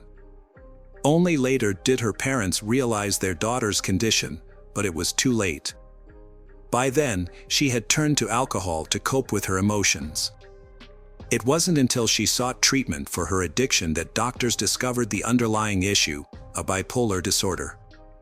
Despite overcoming her dependency on alcohol, managing her bipolar disorder proved to be a much more daunting task. She was on multiple medications, which caused unpleasant side effects and made her feel unwell. Eventually, the disorder was brought under control, but Kat West had to continue taking medication. Kat West wants to get married and have children, but her personal life is full of hardship, possibly due to her past mental illness and addiction. However, Kat West is a charismatic and attractive person, has many admirers, is often the life of the party and shines in the spotlight.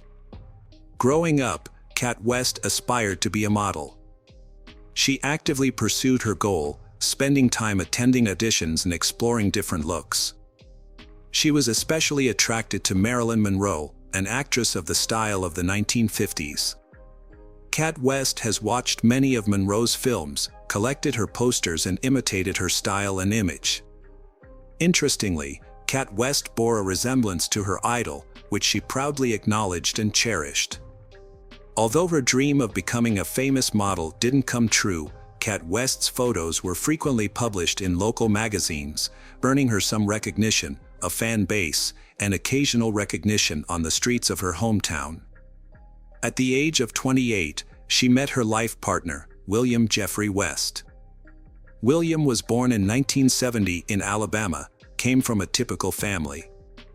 From a young age, he had aspirations of a career in the military or law enforcement. As a diligent student and active sports enthusiast, he was robust, fit, and incredibly focused. In the early 1990s, William joined the U.S. military, initially serving as a military police officer.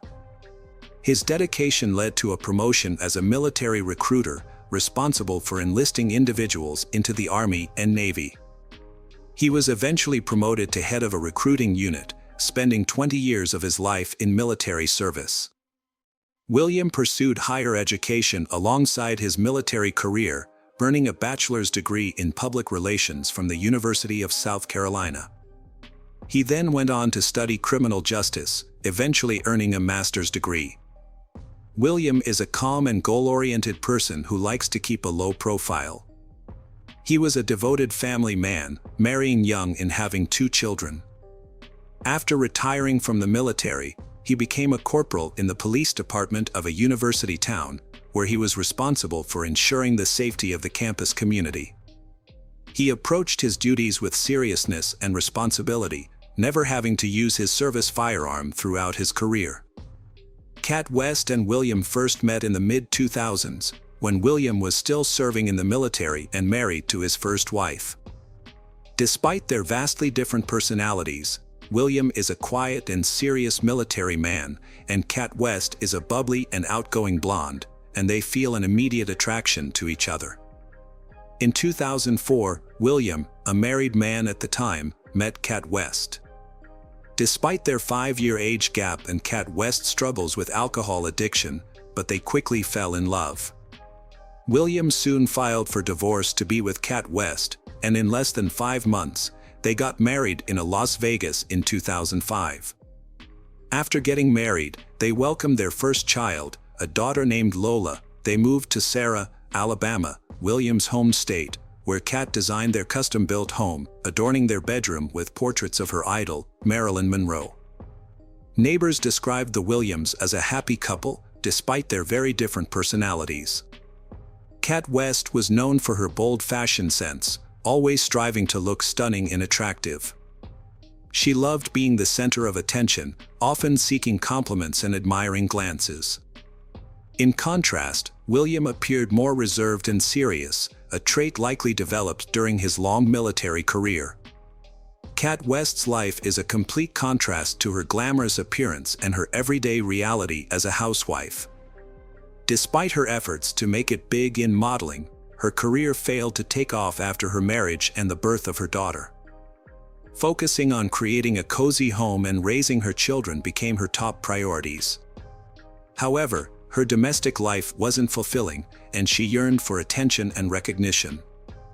With the emergence of social media in the late 2000s, she began sharing pictures online. She was inspired by Barbie and Marilyn Monroe, but gradually became more daring and provocative. Her husband was surprisingly supportive of her new hobby, often serving as her photographer. Eventually, the hobby became a profitable business, earning her income through paid subscriptions. A typical evening found they shopping for prepared seafood, fine brandy, and absinthe from a local supermarket. They would pick out scented candles from a nearby store to set the mood for a romantic evening. Surveillance cameras caught them seemingly carefree and happy as they made their purchases, unaware of the tragedy that was about to happen. After a fun dinner and a few drinks, Kat West began transforming into her online persona, Kitty Kat. She asked Williams to take some intimate photos of her, first in lingerie and then without clothes. Williams agreed and took several revealing shots, which were later posted on Kat West's private online profile, accessible only to her fans. A romantic evening that seemed to end in a night of passion instead led to a tragic ending. The next morning, January 13th, around 5 a.m., a young neighbor of the Williams was on her way to work. Although the sun had not yet risen, it was light enough outside for her to notice something unusual as she passed the Williams house. At first, she didn't realize what it was, but as she slowed down, she saw a nearly naked woman lying motionless on the road. She also thought she saw someone standing on the doorstep of the house, but they quickly disappeared into the shadows when they noticed her approaching. During questioning, the neighbor was unable to definitively state whether she saw Kat West's attacker enter the house or flee down the street. The neighbor, who was shocked and unsure of what to do, hesitated to approach the body. After returning home, she informed her parents, and together they called emergency services to report the distressing discovery. At the operator's request, the neighbor reluctantly approached the body while waiting for help to arrive. She identified the body as Kat West and checked for a pulse, but unfortunately, there was none. Kat West's body was cold and stiff. Kat West was found lying face down on the sidewalk, wearing only a bright pink bra top. There was a pool of blood under her head. Nearby was a bottle of wormwood wine with some of the wine spilled on the road and blood stains on the bottle. A short distance away lay her smashed smartphone. Due to the quiet residential area, there were no other witnesses to the incident, which remains shrouded in mystery. Kat West's car was last seen around 8:30 p.m. and the time her body was discovered at 5 a.m. A key figure who may be able to shed some light on the events is Kat West's husband, Mr. Williams. The investigation is ongoing, with Detective Michael Melhoff being one of the first to arrive at the scene. When the detective arrived at the house where Kat West's body was found, Williams answered the door. He seemed anxious but claimed he didn't know what was going on. When asked about his wife's whereabouts, Williams said he had just woken up and couldn't find her in bed. The detective then told him that a woman's body, identified by neighbors as Kat West, had been found near the house. The man put on a jacket and followed the detective outside, where he confirmed that the body was indeed his wife. However, his reaction was surprisingly calm. He didn't show any extreme emotions, such as crying or screaming, which raised some suspicions. When questioned about his whereabouts and activities during the night, he said he had slept soundly because they had been drinking the previous evening. When asked what he thought might have happened to his wife, he simply shrugged and suggested it could have been an accident. The man also shared some information about his wife's medical history. He said she had bipolar disorder and took medication for it. He also mentioned that she struggled with alcohol and sometimes behaved erratically when she was drunk. He noted that she would occasionally jump on their backyard trampoline, but sometimes missed it and injured herself. A search of the house did not turn up any signs of a struggle or violence. However, some items in the kitchen suggested a recent gathering. 2 plates with leftover food, 2 glasses, and a half-empty brandy bottle were on the kitchen table. Under the table, police found Kat West's high heels and a pair of panties the same color as her bra lying on the floor. However, some bloody napkins in the trash and an open bottle of detergent raised suspicions.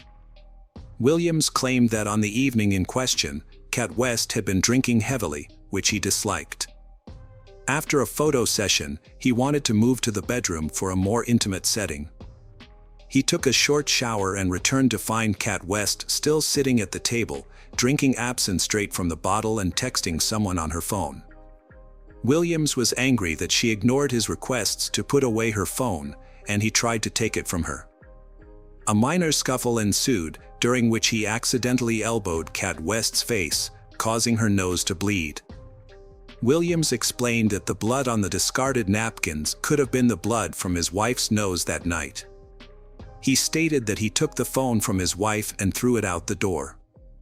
Believing his wife would calm down and join him in bed, he claimed to have been unaware of what happened next until the police arrived at his door asking about Kat West. Williams speculated that his wife might have gone outside to retrieve her phone and brought the absinthe bottle with her to finish it. He suggested 2 possible scenarios: 1, that she fell, hit her head on the bottle, lost consciousness, and froze to death, or 2, that someone attacked her. However, he could not explain why his wife went out wearing only a bra without any clothes. He attributed this behavior to her being intoxicated from the absinthe. Williams's story raised suspicions due to its inconsistencies and lack of detail, which he attributed to intoxication. However, the investigation was hampered by lack of evidence and no witnesses. The autopsy revealed that the 42-year-old woman died from a severe head injury, likely caused by the absinthe bottle found nearby, combined with hypothermia. Her blood alcohol level was extremely high, suggesting severe intoxication can impair breathing and increase the risk of loss of consciousness. Initially, it seemed that the circumstances of Kat West's death were straightforward. She had been heavily intoxicated, gone outside to search for her phone, and taken the unfinished bottle of absinthe with her. It appeared that she might have lost her balance while reaching for her phone, fallen, hit her head on the bottle, lost consciousness, and ultimately died from the injury and exposure.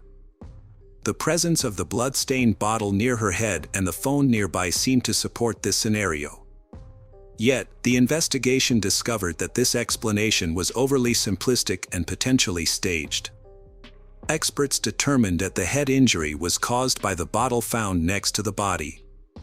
However, forensic analysis revealed that if the victim had fallen by herself, the bottle would likely have rolled away from her head, rather than remaining parallel to it. The bottle was found to have both Kat West's and her husband Williams's fingerprints on it, as well as some unidentified smudged prints. Further investigation led to a different conclusion. The theory presented in court suggested that Kat West and Williams had an argument. In a fit of anger, Williams allegedly struck her with the bottle, causing a fatal injury. Panicked, he attempted to stage an accidental fall and cleaned up the blood in the house, but failed to dispose of all the evidence. Evidence supporting this theory included a fitness app on Williams's phone, which tracked his movements. The app showed that Williams was active in the house until midnight and again early in the morning before the police arrived. This contradicted his claim of being asleep, leading police to speculate that he was trying to conceal evidence during these times.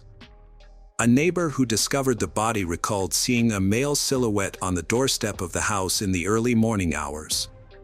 However, due to the dim light, she couldn't be certain if it was Williams or someone else. She also couldn't determine if the person entered the house. This information piqued the investigators' interest, especially given Cat West's online persona, Kitty Cat, which had attracted many male admirers who paid to see her revealing photos. This theory suggests that a highly devoted fan may have been responsible. As a homemaker, Cat West often received messages from various men, including some with inappropriate proposals. However, she kept her distance, and there were no explicit threats or harassment found in their communications. A few persistent fans who lived in other states were quickly ruled out as suspects. Despite this, mysterious footprints were found on the doorstep, which didn't belong to the homeowners, but they vanished on the lawn, and their origin remained unknown. Friends, relatives, and neighbors described the Williams family as a happy couple, and he knew her online activities under the name Kitty Cat. While some might have seen it as unusual, he treated it as harmless fun. Their social circle was unaware of Cat West's online persona, just as most of her followers didn't know her real-life identity. Williams firmly denied ever abusing his wife, saying he loved her so much that harming her was impossible. However, they frequently argued, and a text exchange from January 12 revealed a heated dispute. Cat West criticized Williams for not matching her energy and temperament, suggesting they might be incompatible. Despite the lack of direct evidence, Williams remained the prime suspect. Following his arrest, his family and defense attorneys rallied to his defense, believing he was innocent. They insisted that he could never hurt his wife. After his arrest, Williams was unable to afford the $500,000 bail and had to stay in custody until his trial, which took almost 3 years. He was offered a plea deal, admitting guilt in exchange for a reduced sentence, but he refused, maintaining his innocence. The trial, which began in November 2020, drew significant media attention. This publicity put pressure on the judges and jurors. By this time, the possibility of a third party's involvement in Cat West's death was no longer considered. The prosecution argued that all the evidence indicated that Williams was responsible for his wife Cat West's death. They believed that, fueled by jealousy and intoxicated, he hit her with a bottle, causing fatal injuries. In an attempt to cover his tracks, they suggested he staged the scene to look like an accident and removed evidence from the house. In contrast, Williams's defense team claimed that Cat West's death was an accident. They pointed out that her extremely high blood alcohol levels would have impaired her balance and coordination. Cat West's mother testified in support of Williams, describing her daughter as eccentric but stressing that Williams loved her unconditionally and would never harm her. She also appealed to the court to consider the well-being of their child, Lola, who had already lost her mother and now risked losing her father. On January 11, 2021, the jury delivered a guilty verdict for involuntary manslaughter. As a result, Williams received the maximum sentence of 13 years in prison, taking into account the time he had already served. Notably, if he had accepted the initial plea deal offered to him, he may have already been a free man by now. Unfortunately, all of Williams's appeals, led by his lawyers, have been unsuccessful thus far. Milford is a charming coastal city located in Connecticut, United States. Situated on the Long Island Sound, it offers picturesque views and a vibrant community. Covering an area of just over 25 square miles, it has a population of over 50,000 people. Known for its beautiful beaches, Milford attracts visitors and residents alike who appreciate its scenic landscapes and waterfront activities. The city boasts a rich history dating back to colonial times, with a blend of historic architecture and modern amenities. The people of Milford would never know that a tragedy was about to befall there in 2022. But first, let's uncover the layers of her past. Julie Minogue entered the world on July 19, 1982, in the charming town of Goshen, New York. She was blessed with loving parents, Gerald J. Minogue and Sandra Barish Doper, who nourished her alongside her two siblings, sister Allison Barati Corcoran and brother Peter Gerald Minogue. Growing up, Julie thrived academically, attending the esteemed Monroe Woodbury schools and later graduating from Monroe Woodbury High School. She further pursued her education at Orange County Community College, expanding her knowledge and embracing new experiences along the way. After college, Julie Minogue became a devoted medical assistant at Connecticut Coastal Obstetrics Gynecology and found joy in various aspects of her life. She embraced an active lifestyle, which was regularly engaging in running and walking to keep herself energized. However, her true passion lay in being a mother to her two sons, Nicholas Keith Turner and Sean Michael Turner. The details about her marriage and husband are unknown at this point. Julie's dedication and love as a single mother were remarkable, shaping the strong bond shared among them.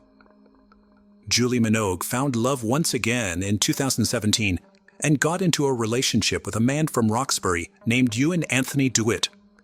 Together, they welcomed a son in 2019 named Luke Anthony Minogue into their lives. However, as time passed, difficulties arose in their relationship, which led Julie to make the decision to leave Ewan in 2021. She moved with her sons to a condo on Salem Walk in Milford, and their well-being remained her top priority. In 2022, Nicholas, the eldest son, was 21 years old and had bravely served his country in the Coast Guard, while Sean, at 17 years old, was a vibrant young man and was thriving as a high school senior. Her son with Ewan, Luke, was 3 and a bright light in their household. Julie herself was 40, and all seemed well for her and her 3 boys. But tragedy was waiting just around the corner. Late at night on December 6, 2022, 17-year-old Nicholas Minogue was startled awake by chilling screams. He didn't wake up at the first noise, and he dismissed it, thinking that it could just be echoes from the neighborhood. But the cries were growing louder and more urgent, and he realized something was terribly wrong. Concerned about his mother's safety, Nicholas rushed down the stairs. As he descended, amidst the darkness, he caught a glimpse of a chilling scene. A man wielding an axe and his mother lying on the floor, her body drenched in blood. In the midst of the chaos, Nicholas heard the haunting words, "You didn't believe me," ringing in his ears.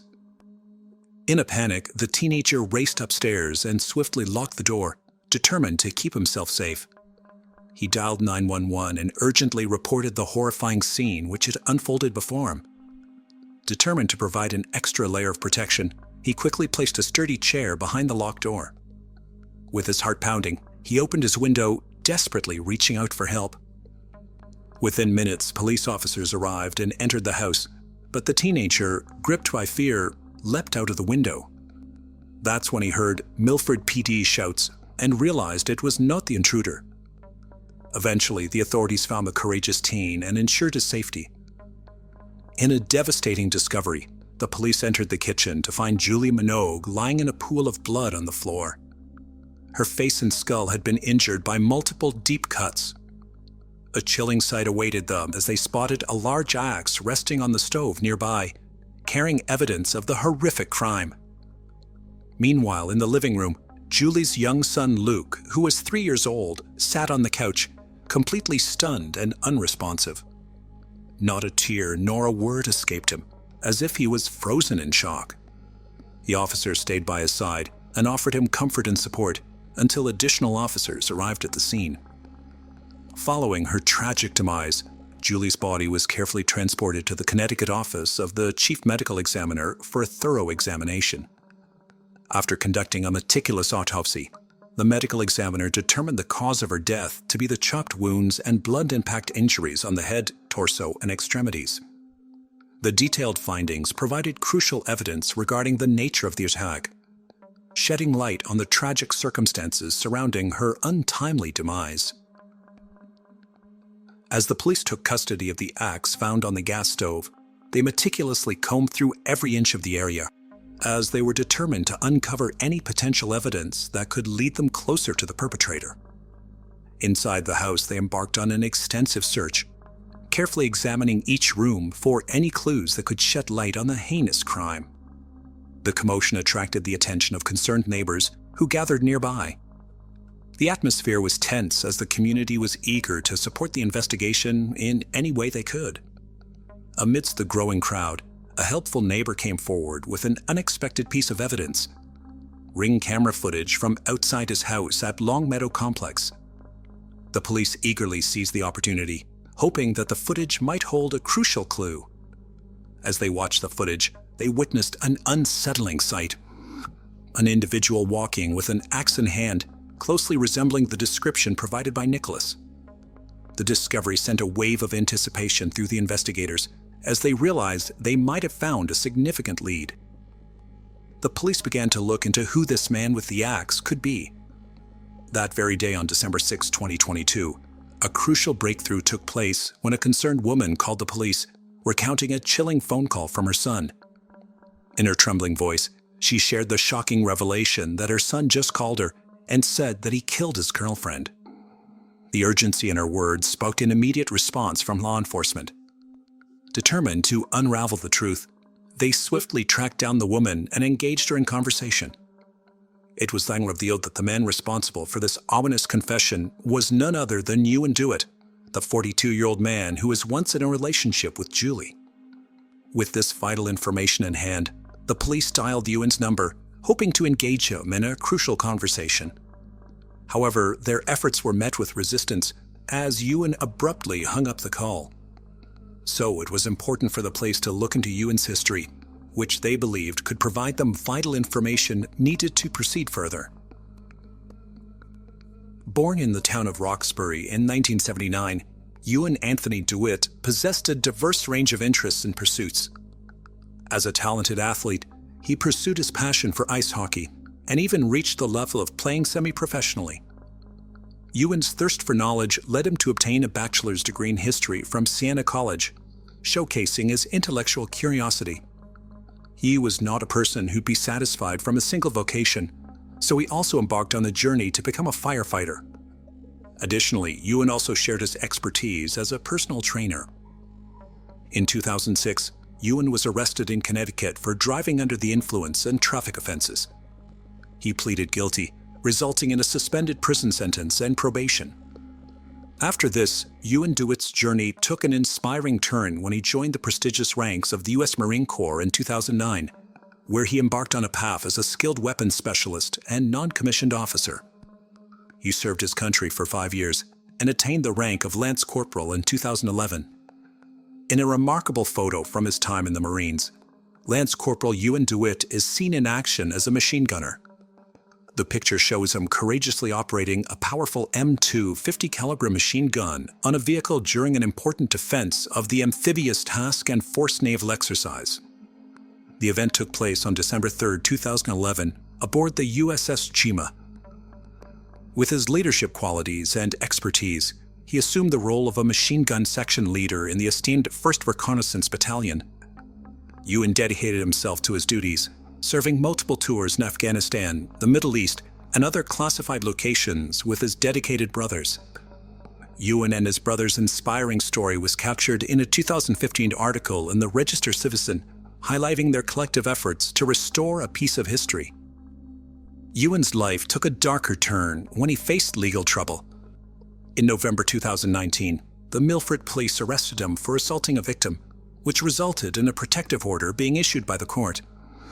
The case remains unresolved, as court records revealed that it was still pending. With his next court date scheduled for April 14, 2023, Ewan maintained his innocence by pleading not guilty. He was released on a $20,000 bond, awaiting the judicial process to unfold. Ewan's troubled past included a disturbing incident in which he was arrested for his actions towards Julie shortly after the birth of her son. Reports stated that he'd thrown a large object at Julie Minogue and had also destroyed her phone to prevent her from calling for help. Fearing for her safety, Julie sought refuge at a neighbor's house and contacted the authorities. The incident highlighted the alarming nature of Ewan's behavior and its impact on those around him, adding another layer of intensity to the unfolding events. In 2021, he faced charges of assaulting emergency personnel and a female in Wake County, North Carolina. Court records indicated that he pled guilty and received a combined jail sentence of 95 days, although the exact duration of his incarceration remained unknown. These encounters with the law showcased a pattern of concerning behavior, raising further questions about Ewan's character and past actions. Behind Ewan DeWitt's troubled history, a darker pattern of violence emerged, specifically targeting Julie Minogue. Several protective orders were filed against Ewan due to previous instances of domestic violence. These orders were issued in November 2019 and January 2021, and were put in place to safeguard not only Julie, but also the children who were present during those incidents. One such incident involved Ewan being intoxicated and engaging in a heated argument with Julie. According to a statement provided by the victim's son, Ewan had thrown a playpen at Julie's head, which resulted in a distressing injury. While Ewan was in rehabilitation, Julie took steps to file a restraining order, seeking protection from his harmful actions. Despite this, Ewan was granted visitation rights, which left a lingering sense of unease and concern about the safety of those involved. In addition to their troubled relationship, Julie and Ewan DeWitt found themselves entangled in family court cases beginning in 2021.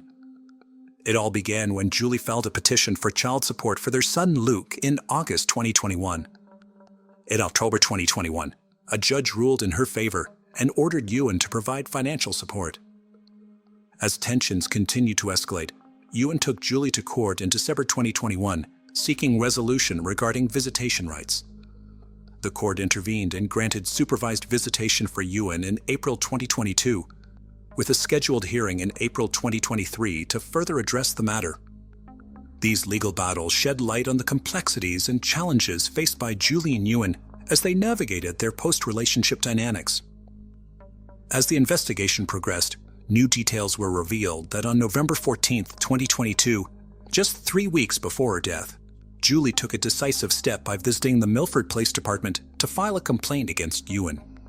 She alleged that he bombarded her with over 200 text messages within a span of just 2 days, despite the existence of a protective order that explicitly forbade him from contacting her. Officer Scott Nablin listened to Julie's concerns and diligently collected evidence of the text messages from her phone, further solidifying the case against Ewan. In a heartfelt plea for protection, Julie Minogue expressed her deep concern for her safety and the well-being of her children in a sworn affidavit submitted on November 17, 2022.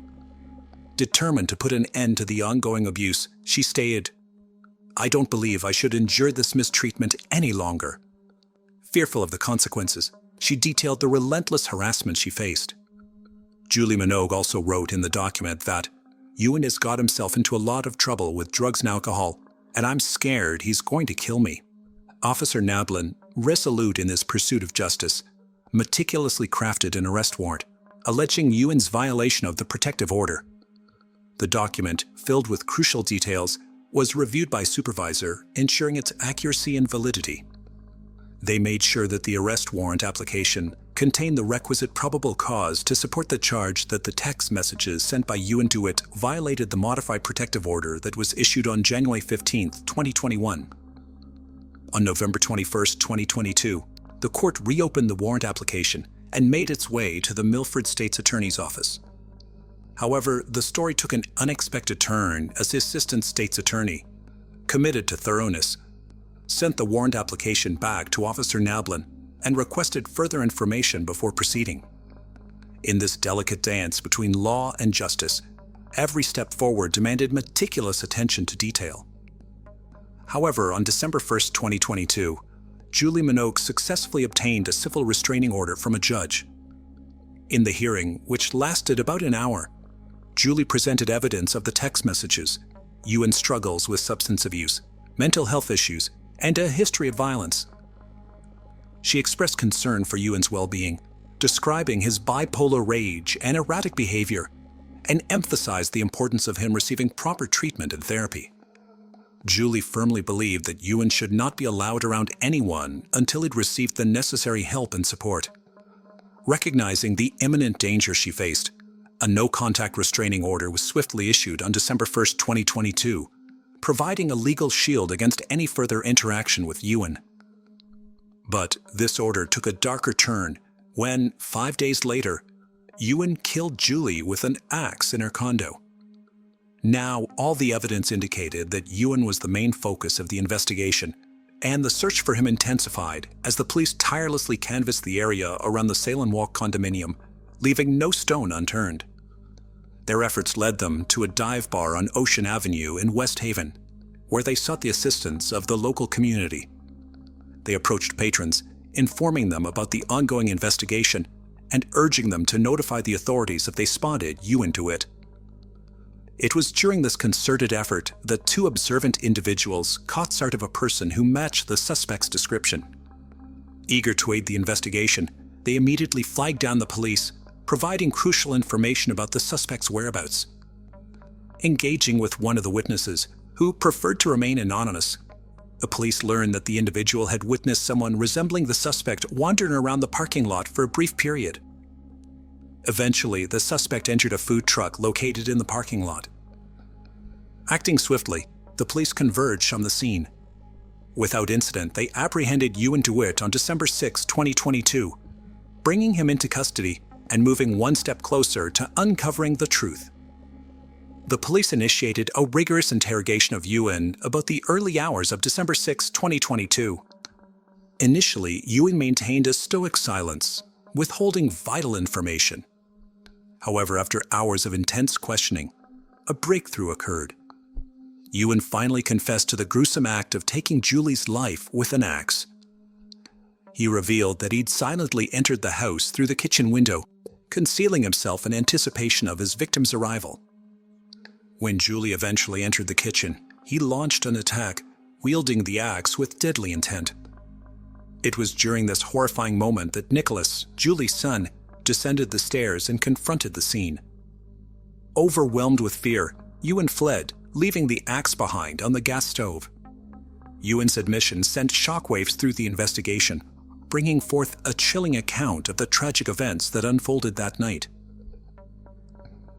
During Ewan's initial court appearance in State Superior Court in Milford on December 7, 2022, Assistant State Attorney Alana Paul informed the judge about new developments in the case. She revealed that Ewan had fully admitted to the incident. But even without that admission, she believed the evidence against him was substantial. Attorney Paul highlighted the presence of surveillance footage and the testimony of Julie's son, who had observed part of the incident.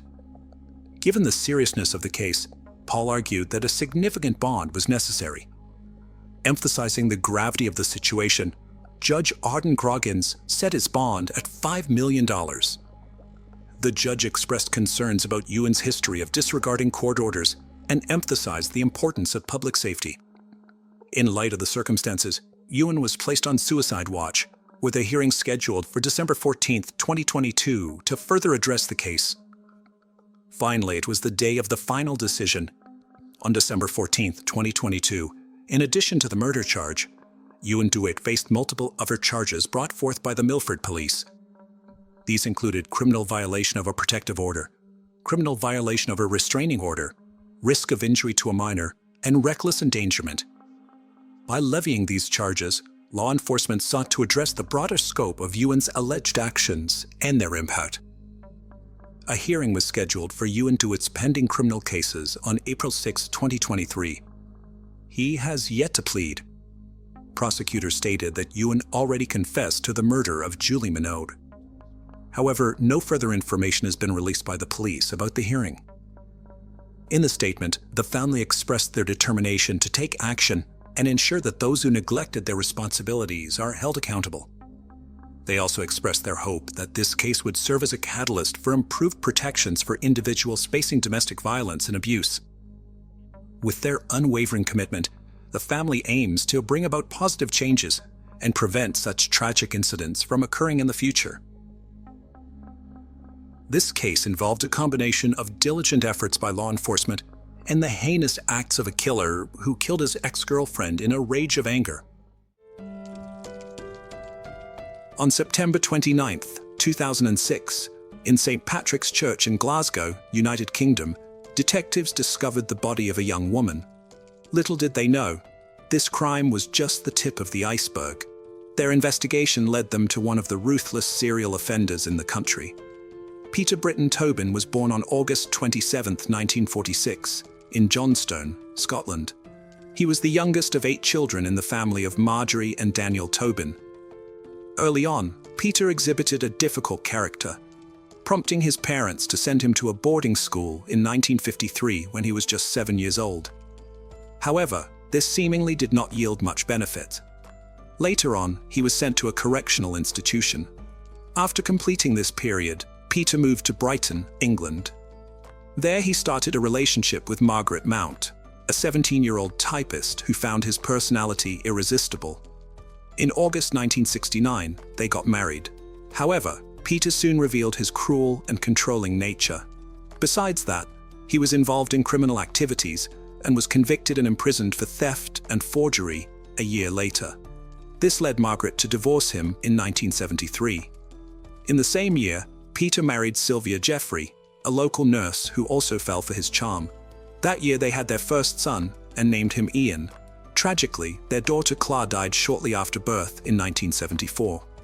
Grieving over their lost child and suffering from Peter's abusive treatment led Sylvia to leave in 1976 with their young son. Decades later, when Peter was in his 40s, he pursued new romance again, this time with Kathy Wilson, who was only 16 years old at that time, vulnerable and impressionable, which made it easy for him. Together, they had a son named Daniel, the couple's only child. They married in 1989 and moved to Scotland. It proved challenging. Kathy couldn't go outside freely due to her husband's control over every aspect of her life. His violent behavior continued, reaching significant levels. Consequently, isolation exacerbated her living conditions. The young woman mustered the courage and chose to flee with her son in the late 1990s. It's uncertain if Kathy's departure triggered the worst aspects of the man's character to emerge. However, from this moment on, Peter unleashed a terrible side of himself upon the world, ready to cause much harm. Unfortunately, his path intersected with that of a lovely girl named Vicky Hamilton. Vicky was born in Scotland in 1976. She was the second child of Michael and Janet Hamilton, a married couple who had previously welcomed their firstborn daughter Sharon. Later, Lee and Lindsay joined the family. Nevertheless, serious disagreements between the spouses led to divorce being the most appropriate decision. Vicky, Lee, and Lindsay stayed under their mother's care and moved to South London. The eldest daughter, Sharon, remained in Bathgate, BTHG, but this distance didn't hinder Vicky and Sharon from maintaining their close relationship. When Vicky turned 15, Sharon saw it as a good opportunity for her sister to take a step towards independence. A desire many teenagers have. After traveling alone by bus to Scotland for a weekend visit, Vicky was supposed to return home to her mother's house. It marked her first solo trip by bus. Sharon viewed it as a small, yet significant adventure.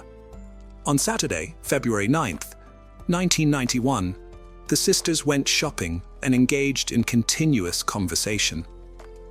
Sunday was typical, except that Vicky felt apprehensive about her return trip. The evening of February 10th was cold and snowy. Vicky ensured she had enough money for the fare and reviewed the bus route one last time with her sister before they hugged each other tightly. Standing at the bus stop, snacking on a bag of chips across from the police station, it was there Vicky's path crossed with Peter's fatefully. He forcibly dragged her into his car and committed unspeakable acts, raping her and then taking her life either out of malice or to prevent her from reporting him. Peter retained possession of the girl's purse. When Vicky did not arrive at her mother's house and there was no communication from her, her family began searching for her frantically in desperation. Simultaneously, they alerted the authorities about her absence. Once the police began investigating the disappearance, V's face became one of the most recognizable in Scotland. The search operation grew into one of the largest in the country's history. Amidst this uproar, Peter opted to relocate to southeast England, specifically to Margate, where he settled into a charming house with a garden. There, Peter brought Vicky's lifeless body. He wrapped her remains in plastic and concealed them beneath a layer of concrete. He then covered everything with soil. Neighbors thought he had dug a sandbox for his young son, who was 3 years old at the time. Peter's name never surfaced during the initial investigation into Vicky's disappearance. The police found no leads on Vicky's whereabouts and considered her a likely runaway, viewing her as an unhappy teenager due to her parents' divorce. Their theory of voluntary disappearance was reinforced on February 21, 1991, when Vicky's purse was discovered near the main bus station in Edinburgh. Peter, always one step ahead of authorities, created this false lead and completely diverted the course of the investigation. Detectives spent 2 fruitless months searching in London. It is known that Vicky's mother died soon after. Over the next decade, Vicky's family and town residents continued to follow the case closely, but despite listing more than 7,000 names in the file, taking nearly 4,000 statements, and presenting about 500 documents along with 380 potential pieces of physical evidence, all efforts led to a dead end. The case was eventually shelved. The next young woman who encountered Peter was Dina McNichol from Essex. She had a brother and 3 sisters. Her father was a jazz musician, and her mother had tragically died many years prior in a car accident. By age 18, Dina was known as good-hearted and cheerful, a wonderful friend. She had just completed high school and held great hopes for her future. On one hand, possibly, she aimed to take a gap year for travel. On the other hand, she aspired to attend university. However, nothing was certain, because although Dina had applied to several institutions of higher education, she hadn't yet received any responses. During the first weekend of August 1991, Dina attended a music festival in Hampshire. There, she met a young man named David Tremlett. Between dances, they discovered they liked each other. On Sunday, August 4th, they spent the night together in a tent. The following day, Dina assisted him in dismantling the tent, and they agreed to hitchhike back home separately. However, since part of their route was the same, they decided to hitchhike together. Tired but happy, the young couple hit the road to catch a ride. That's when Peter appeared and offered them a lift. David got out of the car first, and Dina wrote down his phone number before saying goodbye. Alone with the unknown driver, Dina was about to experience a real nightmare. On that same Monday, August 5th, 1991, Peter repeated his previous crime as with Vicky. He used Dina's scarf as a gag. After committing the crime, Peter withdrew money from Dina's account at ATMs in Hampshire and Sussex. When her relatives noticed someone withdrawing money from her account, they immediately suspected something was wrong. Her family knew how carefully she saved every penny and what she planned to use that money for, either traveling or continuing her education. Days and weeks went by with no word from Dina. The worst part for her family was living in uncertainty. Though unspoken aloud, everyone was sure something terrible had happened. After all, if Dina were alive, she would have returned home or called to explain her absence. As for Peter, he left Margate without saying goodbye or explaining anything. Later in 1993, he settled in Hampshire, specifically in a rented apartment in Leek Park. He argued that he wanted to be closer to his son. On August 4th, 1993, 2 14-year-olds went to visit a local woman, but found she wasn't home. They decided to ask other neighbors if they had seen her around instead. As a result, they knocked on Peter's door. The man saw a unique opportunity and invited them into his home to wait for the force they were looking for. They saw that the man's 5-year-old son was in there, mistook him for a friendly person, and agreed to enter. There is another version about the reasons for this meeting, which suggests it was not accidental. The 2 girls came to Peter's home in response to a request for a babysitter that the man had made. They trusted him because when they arrived, they saw his son and stayed to look after him. Everyone agrees that when the child fell asleep, Peter tied them up, threatened them with a knife, and forced them to drink alcohol. He then beat and raped them, injuring one of the girls. Just when they thought their lives would end at the hands of this extremely cruel man, a boy woke up. This saved them from suffering the same fatal fate that befell Vicky and Dina. In an effort to keep his son from realizing what had happened and understanding what kind of father he was, Peter decided to leave the apartment with the child. According to some reports, Peter left around 2 a.m., but before that he turned on the gas in the kitchen, hoping to complete his monstrous task. However, the girls regained consciousness and managed to escape. They went to the police and reported all the abuses committed by Peter, whom they described in detail. Peter returned his child to his mother and joined a religious sect called the Communion of Jesus under a false name. He hoped to go unnoticed there, but in the meantime, media published his photograph provided by police, making his face widely known. Due to mass media coverage, information about this man started pouring in, and his car was also identified thanks to BBC Crime Watch program. He was located, and after 40 days on the run, he was captured in Brighton.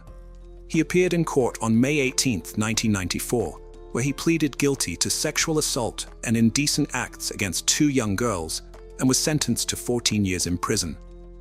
However, Peter did not serve his full sentence and was released in 2014 at the age of 58, immediately after his release from prison.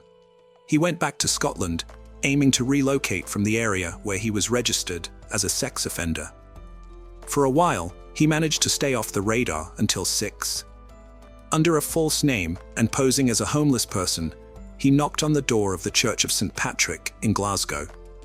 To avoid getting exposed, he adopted the name Peter McLaughlin. Dennis and Katie Curran, a married couple from the church's charitable group, recall that evening vividly when a homeless man sought shelter. Despite his vulnerable appearance, Katie had an uneasy feeling about him. Peter was brought up as a Catholic and soon felt at ease in this church. His apparent begging served as an effective disguise because it only aroused sympathy from parishioners, with few paying much attention to him. Consequently, he roamed freely around the church, an ideal hiding place for him. However, his predatory instincts stayed intact. Being in a sacred place held no significance for him. Calculating every move meticulously, Peter displayed eagerness to assist in church repairs. After about 6 or 7 weeks, he asked the priest if he could join the maintenance staff. At that time, people facing financial difficulties often sought refuge in churches. It was through such circumstances that Angelica Clark crossed paths with Peter. Angelica was a 23-year-old woman from Poland who came to Scotland during the summer of 2006. She wanted to spend her summer break working to earn money and fund her language studies back home. She lived at the parish house of St. Patrick's Church, where she also worked as a cleaner. Peter took an immediate liking to her and somehow convinced her to help him with various tasks occasionally. On Sunday, September 24, 2006, Angelica spent several hours assisting him in painting a shed. Some parishioners noticed them together before Peter attacked her at the back of the chapel. Leica Brown, 47, and her husband Andrew, 46, who lived in a multi-story house overlooking the church, heard a woman scream through their open windows. In her statement afterward, Leica described it as a brief scream that sounded like someone being forcibly restrained. It was so eerie that it compelled her to get up from the couch and approach the window, but she saw nothing. The scream heard by the Browns coincided with the moment when Peter caught the young girl off guard as she stood her back to him. He struck her forcefully and dragged her to the back of the chapel, where he continued to beat her. After she lost consciousness, he raped her and then inflicted several knife wounds. He hid the body in the basement, under the floor near the confessional. At this point, Angelica was still alive. Several hours passed, and parishioners began to notice that the young girl was missing. That's when Dennis informed his wife, Katie, about Angelica's unusual disappearance. The police quickly initiated an investigation and started interviewing members of the community one by one. During these interviews, it came to light that Peter was the last person seen with Angelica, albeit disguised as Pete, a homeless laborer. Eventually, he became the prime suspect. Officers went to question him, but found no evidence linking him directly to Angelica's disappearance. so they continued their investigation. Aware that it was only a matter of time before they discovered the body and traced everything back to him, Peter fled to London. By this time, Detective David Swindle had joined the investigation. He soon began to suspect that this case wasn't merely a disappearance. Based on their findings and collected testimonies, Detective Swindle believed it was unlikely Angelica would be found alive. Finally, on September 29, 2006, authorities discovered her body in the chapel. This news shocked British society due to both the nature of the crime and the location chosen by the perpetrator for hiding the body. Examining the girl's injuries led Detective David to suspect that this wasn't Peter's first crime. However, he didn't yet know how horrific and dangerous this individual turned out to be. Further revelations were inevitable. DNA found at the crime scene and on Angelica matched data in the United Kingdom's National Criminal Intelligence database. That's when they learned exactly who they were dealing with. A man whose actions indicated deep-seated brutality and criminal sophistication. The individual they were looking for turned out to be Peter Tobin, whose fingerprints had been discovered at the crime scene. Consequently, the first step for the authorities was to publish his photograph in the media. His image was distributed nationwide, and the Scottish police reached out to the Metropolitan Police, initiating a search across the United Kingdom. Meanwhile, in London, Peter attempted to conceal himself by going to a hospital and pretending he had heart problems. He claimed he had chest pain and weakness on the left side of his body. Identifying himself as a plumber named James Kelly, he was examined by Dr. Nick Lasso. However, something about his demeanor and behavior raised concerns for the doctor. Initially avoiding eye contact, a behavior atypical of most patients, Peter became suspicious when tests failed to reveal any clear physical cause for his alleged pain. The doctor's suspicions were confirmed by a nurse who recognized Peter from a photograph that had been circulating in the media. As a result, both the nurse and doctor contacted the police. This phone call significantly altered the course of the investigation. On September 30th, police officer Alan Murray was dispatched to the hospital in London.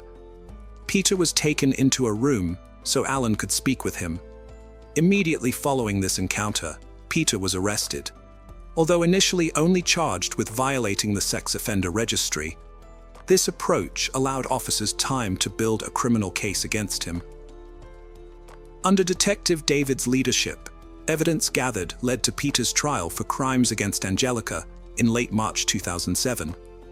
Despite substantial evidence against him, Peter denied committing violent acts against her, claiming instead they engaged in consensual sexual activity. He also denied providing false information to police and hospital staff. After 6 weeks of legal proceedings characterized by lies and manipulations on Peter's part, the truth finally prevailed. He was found guilty and sentenced to life imprisonment, but with the possibility of parole after 21 years. Detective David and his team were convinced that there was more to Peter's story. While the trial was ongoing, detectives delved into Peter's life. They gathered additional evidence and compiled a dossier. This was done with the involvement of various law enforcement agencies across the country. To avoid harming or interfering with Angelica's case, they preferred to conduct their work confidentially. The joint police operation was known as Anagram. Part of their work involved connecting missing persons cases to places where Peter had been. During these investigations, they established 2 precise links, one in Bathgate and another in Margate. Several weeks later, a search was conducted in Peter's old house on the coast. They found a knife with DNA samples hidden in the attic. However, there was nothing else there. Then they went to the house where Peter lived in Margate. There, it became clear they were dealing with a serious criminal offender. Investigators dug up a sandbox in the garden of the house, one that Peter had made for his son. And shockingly enough, they found a female body there. But that wasn't all. When they continued searching at the same location, they found another body.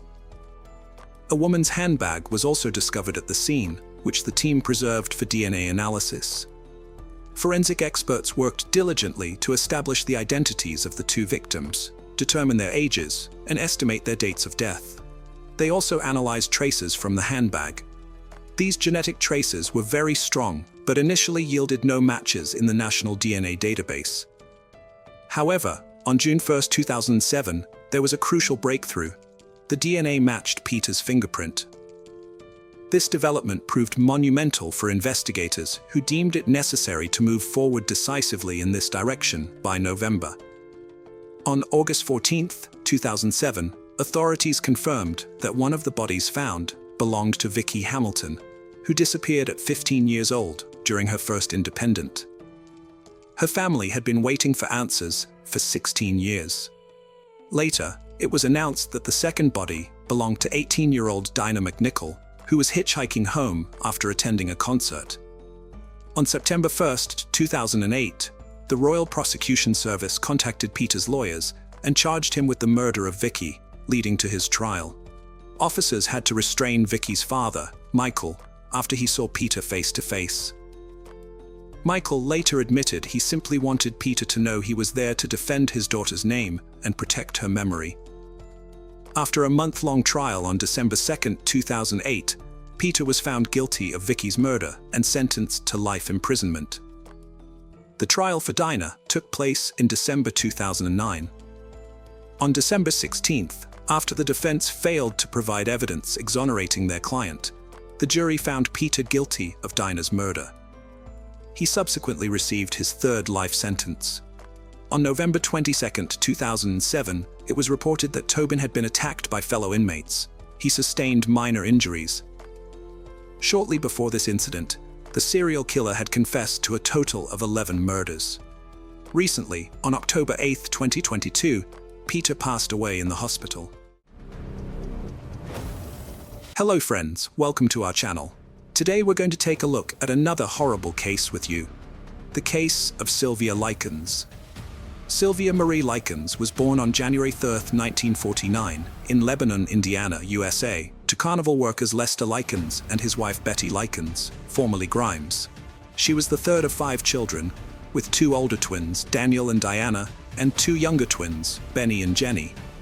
Sylvia's youngest sister Jenny had polio, which left her with a significantly weakened leg, causing her to limp noticeably. She had to wear a steel brace on her leg to help her walk. Sylvia's parents had a tumultuous marriage, with constant moving and financial struggles. They worked at carnival booths throughout Indiana during the summer, selling candy, beer, and soft drinks. To help out, the Likens children would often travel with their parents, but Sylvia and Jenny frequently stayed with relatives, mostly their grandmother. This arrangement not only kept the young girls safe, but also allowed them to have a more stable education. From a young age, Sylvia took on various responsibilities, including babysitting, running errands for neighbors and friends, and completing household chores like ironing clothes. In doing so, she earned some money, which she used to buy things for herself and occasionally shared with her mom. Those who knew her described Sylvia as a friendly, confident, and charming girl. She had long, wavy, light brown hair that fell just below her shoulders, and her friends affectionately called her Cookie. Despite her vibrant personality, Sylvia was self-conscious about her smile due to a missing front tooth, which she lost during a childhood accident while playing with one of her brothers. Sylvia loved music, particularly the Beatles, and was very protective of her younger sister Jenny, who was shy and less secure. The sisters frequently visited a local skating rink, where Sylvia would assist Jenny, holding her hand as Jenny relied heavily on her stronger leg. In June 1965, Sylvia and Jenny Likens were living with their parents in Indianapolis. The following month, their mother was arrested and jailed for theft. Shortly thereafter, their father arranged for his younger daughters to stay with Gertrude Benisi, a mother of 2 girls, Paula and Stephanie, whom the Likens sisters had met at Arsenal Technical High School. Gertrude promised their father that she would care for the girls as if they were her own until his return, which was expected to be just after the 4th of July celebrations. The Likens sisters, Sylvia and Jenny, moved into the Benisi home at 3850 East New York Street. Their father, older brothers, and eventually their mother went on the road with a carnival on the East Coast. As part of the arrangement, Gertrude Banisi would receive $20 a week to care for the sisters until their family returned in November.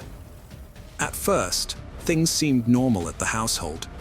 Sylvia got along well with Stephanie, bonding over their shared love of popular music and helping with household chores. The Likens sisters regularly attended Sunday school with the other Banisi kids, and the pastor often commended Sylvia for her kindness and respect for sacred matters.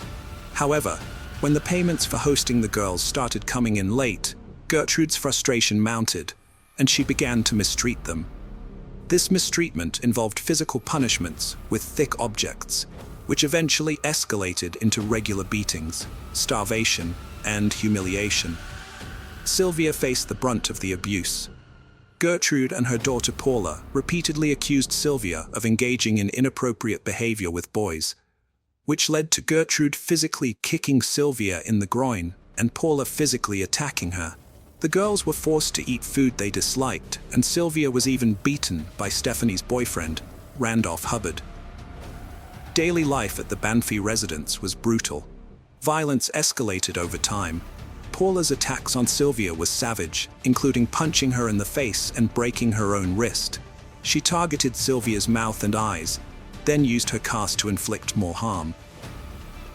The sisters faced relentless verbal and psychological abuse, including Gertrude's cruel accusations of promiscuity and forced attacks on each other. The abuse of Sylvia didn't only come from the Banofsky family. Coy Hubbard and his friends would visit Gertrude's home, tormenting Sylvia physically and verbally. Gertrude and her kids would join in, inflicting harm. Neighborhood kids would beat Sylvia, using her as a punching bag, and Gertrude would humiliate her, forcing her to undress and perform sexual acts for their entertainment. Gertrude expelled Sylvia from school as punishment for stealing a gym suit, which Sylvia had done because Gertrude refused to buy her clothes. This cruelty led to severe physical abuse, including beatings with a police belt and kicks to the genitals. Despite Stephanie's attempts to intervene, Gertrude continued to torment them, inflicting further pain by burning their fingertips with matches and whipping them. A few days later, Gertrude again employed the police belt to repeatedly whip Jenny after she allegedly stole a single tennis shoe from school to wear on her stronger foot. Due to the escalating frequency and brutality of the torture and mistreatment, Sylvia gradually became incontinent, a condition for which she was denied access to the bathroom and forced to wet herself as further punishment. On October 6, 1965, Gertrude confined Sylvia to the basement, binding her with rope. She often kept Sylvia naked, providing her with minimal sustenance and frequently denying her water. Sylvia was consistently tied to the stair railing in the basement, her feet barely touching the ground. The Banfi family would occasionally interrupt their physical and emotional torment to watch their favorite TV shows. Neighborhood boys would even pay 5 cents each to view Sylvia's body on display, participating in her humiliation, beating, burning, and mutilation during her captivity in the basement. Gertrude and her children restrained and silenced Sylvia, then submerged her in a bathtub of scorching hot water. Next, they rubbed salt into her injuries. After this incident, an anonymous caller, who was the father of a neighborhood boy named Michael John Monroe, contacted Arsenal School to report that a girl with severe skin lesions was living at the Banvi household. Since Sylvia had been absent from school for several days, a school nurse visited Gertrude's residence to investigate. Gertrude claimed to the nurse that Sylvia had run away from home the previous week and that she was unaware of her current whereabouts. She also alleged that Sylvia's skin lesions were a result of her poor personal hygiene and that she was a negative influence on both her own children and her sister. The school did not pursue any further investigation into Sylvia's whereabouts or well-being. In mid-October, John Benazzi Jr. subjected Sylvia to a cruel and sadistic prank. He offered her a plate of soup, only to swiftly pull it away as she attempted to eat with her hands, which was difficult for her due to her severe malnutrition. Afterwards, Gertrude permitted Sylvia to sleep upstairs, but warned her that she must not wet the bed. Before going to sleep, Sylvia quietly asked Jenny for a glass of water, hoping to avoid dehydration. However, the next morning, Gertrude found that Sylvia had urinated on herself, and as a punishment, forced her to perform a humiliating and degrading act, masturbating with a glass bottle in front of the Banby children. Shortly thereafter, Gertrude shouted for Sylvia to return to the kitchen, then ordered her to strip naked before proclaiming that she had branded her daughters, and now she was going to brand her. Gertrude began carving the words, "I'm a prostitute and proud of it," onto Sylvia's abdomen with a heated needle. When Gertrude was unable to complete the markings, she instructed 14-year-old Richard Hobbs to finish etching the words into Sylvia's flesh while she took Jenny to a nearby grocery store. In what Hobbs would later insist were short, light etchings, he continued to brand the text into Sylvia's abdomen as she clenched her teeth and moaned. Richard and 10-year-old Shirley forcibly took Sylvia to the basement. There, they attempted to inflict a burn on Sylvia's body, specifically beneath her left breast, using an anchor bolt to create a mark resembling the letter S. However, due to their mistake of applying part of the loop in reverse, the resulting deep burn scar would instead look like the number 3. On that grim night, after enduring terrible abuse, Sylvia told her sister Jenny that she knew Jenny didn't want her to die, but she was sure she was going to die. The next day, Gertrude woke Sylvia and forced her to write a letter while dictating its contents. The plan was sinister. They intended to deceive Sylvia's parents into believing that Sylvia had run away from the Banby residence. The content of this letter was intended to frame a group of anonymous local boys for extensively abusing and mutilating Sylvia, after she had initially agreed to engage in sexual relations with them. After writing the letter, Sylvia was again tied to the basement stair railing, while Gertrude finalized her plan to abandon her in Jimmy's forest with the help of John Jr. and Jenny. Gertrude offered Sylvia cookies, but she refused, saying, "Give them to the dog, I don't want them." Enraged, Gertrude forced the cookies into Sylvia's mouth, and then she and John brutally beat her, targeting her stomach. On the morning of October 26th, Sylvia's condition had deteriorated. She could hardly speak or control her movements.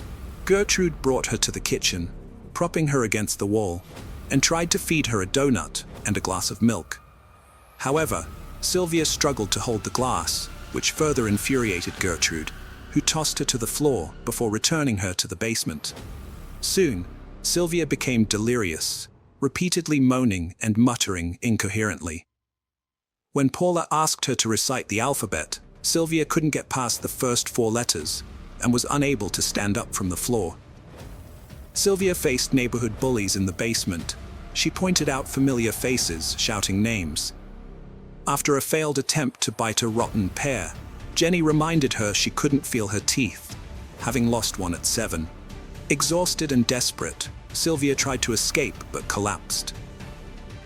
Gertrude punished her brutally, striking her head and knocking her out. Shortly after, at 5:30 p.m., Richard Hobbs returned to the Banby residence and rushed to the basement, where he found Stephanie crying and cradling Sylvia's frail, wounded body. After their mother instructed Stephanie to clean Sylvia's body, she and Richard decided to give Sylvia a warm, soothing bath and dress her in fresh clothes. They laid her on a mattress in one of the bedrooms, where she whispered her final wish, for her father to be by her side or to be taken home. After suffering severe punishment and weakening from starvation, Sylvia finally succumbed to her injuries and died. When Stephanie realized Sylvia wasn't breathing, she attempted to perform mouth-to-mouth resuscitation, while Gertrude hysterically screamed at the children in the house that Sylvia was faking her own death. Initially, Gertrude struck Sylvia's lifeless body with a book, yelling at her that she was lying and pretending, in a futile attempt to rouse her. Soon, overcome with panic, Gertrude instructed Richard Hobbs to call the authorities from a nearby payphone. When the police arrived at the address around 6:30 p.m., Gertrude escorted the officers to the bedroom, where she revealed Sylvia's brutally beaten and mutilated body lying on a dirty mattress. She then handed over the letter that Sylvia had been coerced into writing. Gertrude claimed to have cared for the young girl for over an hour before her death, applying antiseptic to her wounds in a futile attempt at first aid. According to Gertrude, Sylvia had run away from home with a group of teenagers. Returning to her house that afternoon, bare-chested and clutching the note. Having declared to everyone in the house that Sylvia's death was meant to happen, Paula looked at Jenny and calmly said that if Jenny wanted to live with them, they would treat her like their own sister. Following instructions she had received before the police arrived, Jenny recited the rehearsed version of the events leading up to Sylvia's death, before whispering to the officers to take them away, and that she would tell them everything. The formal statement from Jenny Likens led to the arrest of Gertrude, Paula, Stephanie, and John Jr. Benazzi on suspicion of Sylvia's murder just hours after her body was discovered. That same day, Coy Hubbard and Richard Hobbs were also arrested and charged with the same crimes. The three older Benazzi children, along with Coy Hubbard, were placed in a nearby juvenile detention center, while the younger Benazzi children and Richard Hobbs were held at the Indianapolis Child Guardians Home, all detained without bail pending trial. Initially, Gertrude denied any involvement in Sylvia's death, but only a day into her detention, she confessed to knowing the children and acknowledged that her daughter Paula and Coy Hubbard had physically and emotionally abused Sylvia. Gertrude also admitted to forcing the girl to sleep in the basement on approximately 3 occasions when she had wet the bed. When an officer suggested that the probable reasons for Sylvia's incontinence were her mental distress and kidney injuries, Gertrude became evasive. Paula showed no remorse, signing a statement that admitted to repeatedly beating Sylvia. She also confessed to fracturing Sylvia's wrist and committing other brutal acts, including pushing her down the basement stairs 2 or 3 times. John Jr. confessed to whipping Sylvia once and frequently using his fist to abuse her, also admitting to burning her with matches on multiple occasions. The autopsy of Sylvia's body revealed over 150 separate injuries across her body, and she was severely emaciated at the time of her death. The injuries varied in location, nature, severity, and healing stage, including burns, severe bruises, and extensive damage to muscles and nerves. Her vaginal cavity was swollen and nearly closed, although an examination determined her hymen was still intact, debunking Gertrude's claims that Sylvia had been 3 months pregnant and the accusations of prostitution and promiscuity. The official cause of Sylvia Marie Likens' death was determined to be a subdural hematoma resulting from a severe blow to the right side of her head. The doctor also noted that the shock she sustained, primarily due to prolonged and severe injury to her skin and subcutaneous tissue, as well as chronic malnutrition, contributed to her demise. By the time her body was discovered, rigor mortis had fully set in, suggesting that she may have been deceased for up to 8 hours prior to discovery. Interestingly, although the autopsy revealed that Sylvia had been recently bathed, possibly post-mortem, this action may have accelerated the loss of body temperature and subsequent onset of rigor mortis. In May 1966, Gertrude Bissesi, her children Paula and John, and 2 neighborhood youths, Coy Hubbard and Richard Hobbs, were tried and convicted of neglect, torture, and murder in relation to Sylvia's death. Following 8 hours of deliberation, the jury found Gertrude Bissesi guilty of first-degree murder, sentencing her to life imprisonment. However, she was paroled in 1985. Paula was convicted of second-degree murder and released in 1972. Hobbs, Hubbard, and John were found guilty of manslaughter, serving less than 2 years in the Indiana Reformatory before being granted parole on February 27, 1968. In Indiana, the brutal murder and torture of Sylvia Likens is considered the state's worst crime. A seasoned investigator from the Indiana Police Department, with 35 years of experience, described it as the most sadistic case he had ever encountered. Sylvia tragically lost her life on October 26, in Indianapolis, Indiana, USA. Her parents were expected to return for her and her sister in November, but unfortunately, Sylvia passed away before their arrival. Sylvia and her sister Jenny lived in fear of reporting the escalating abuse and neglect to family members or school authorities.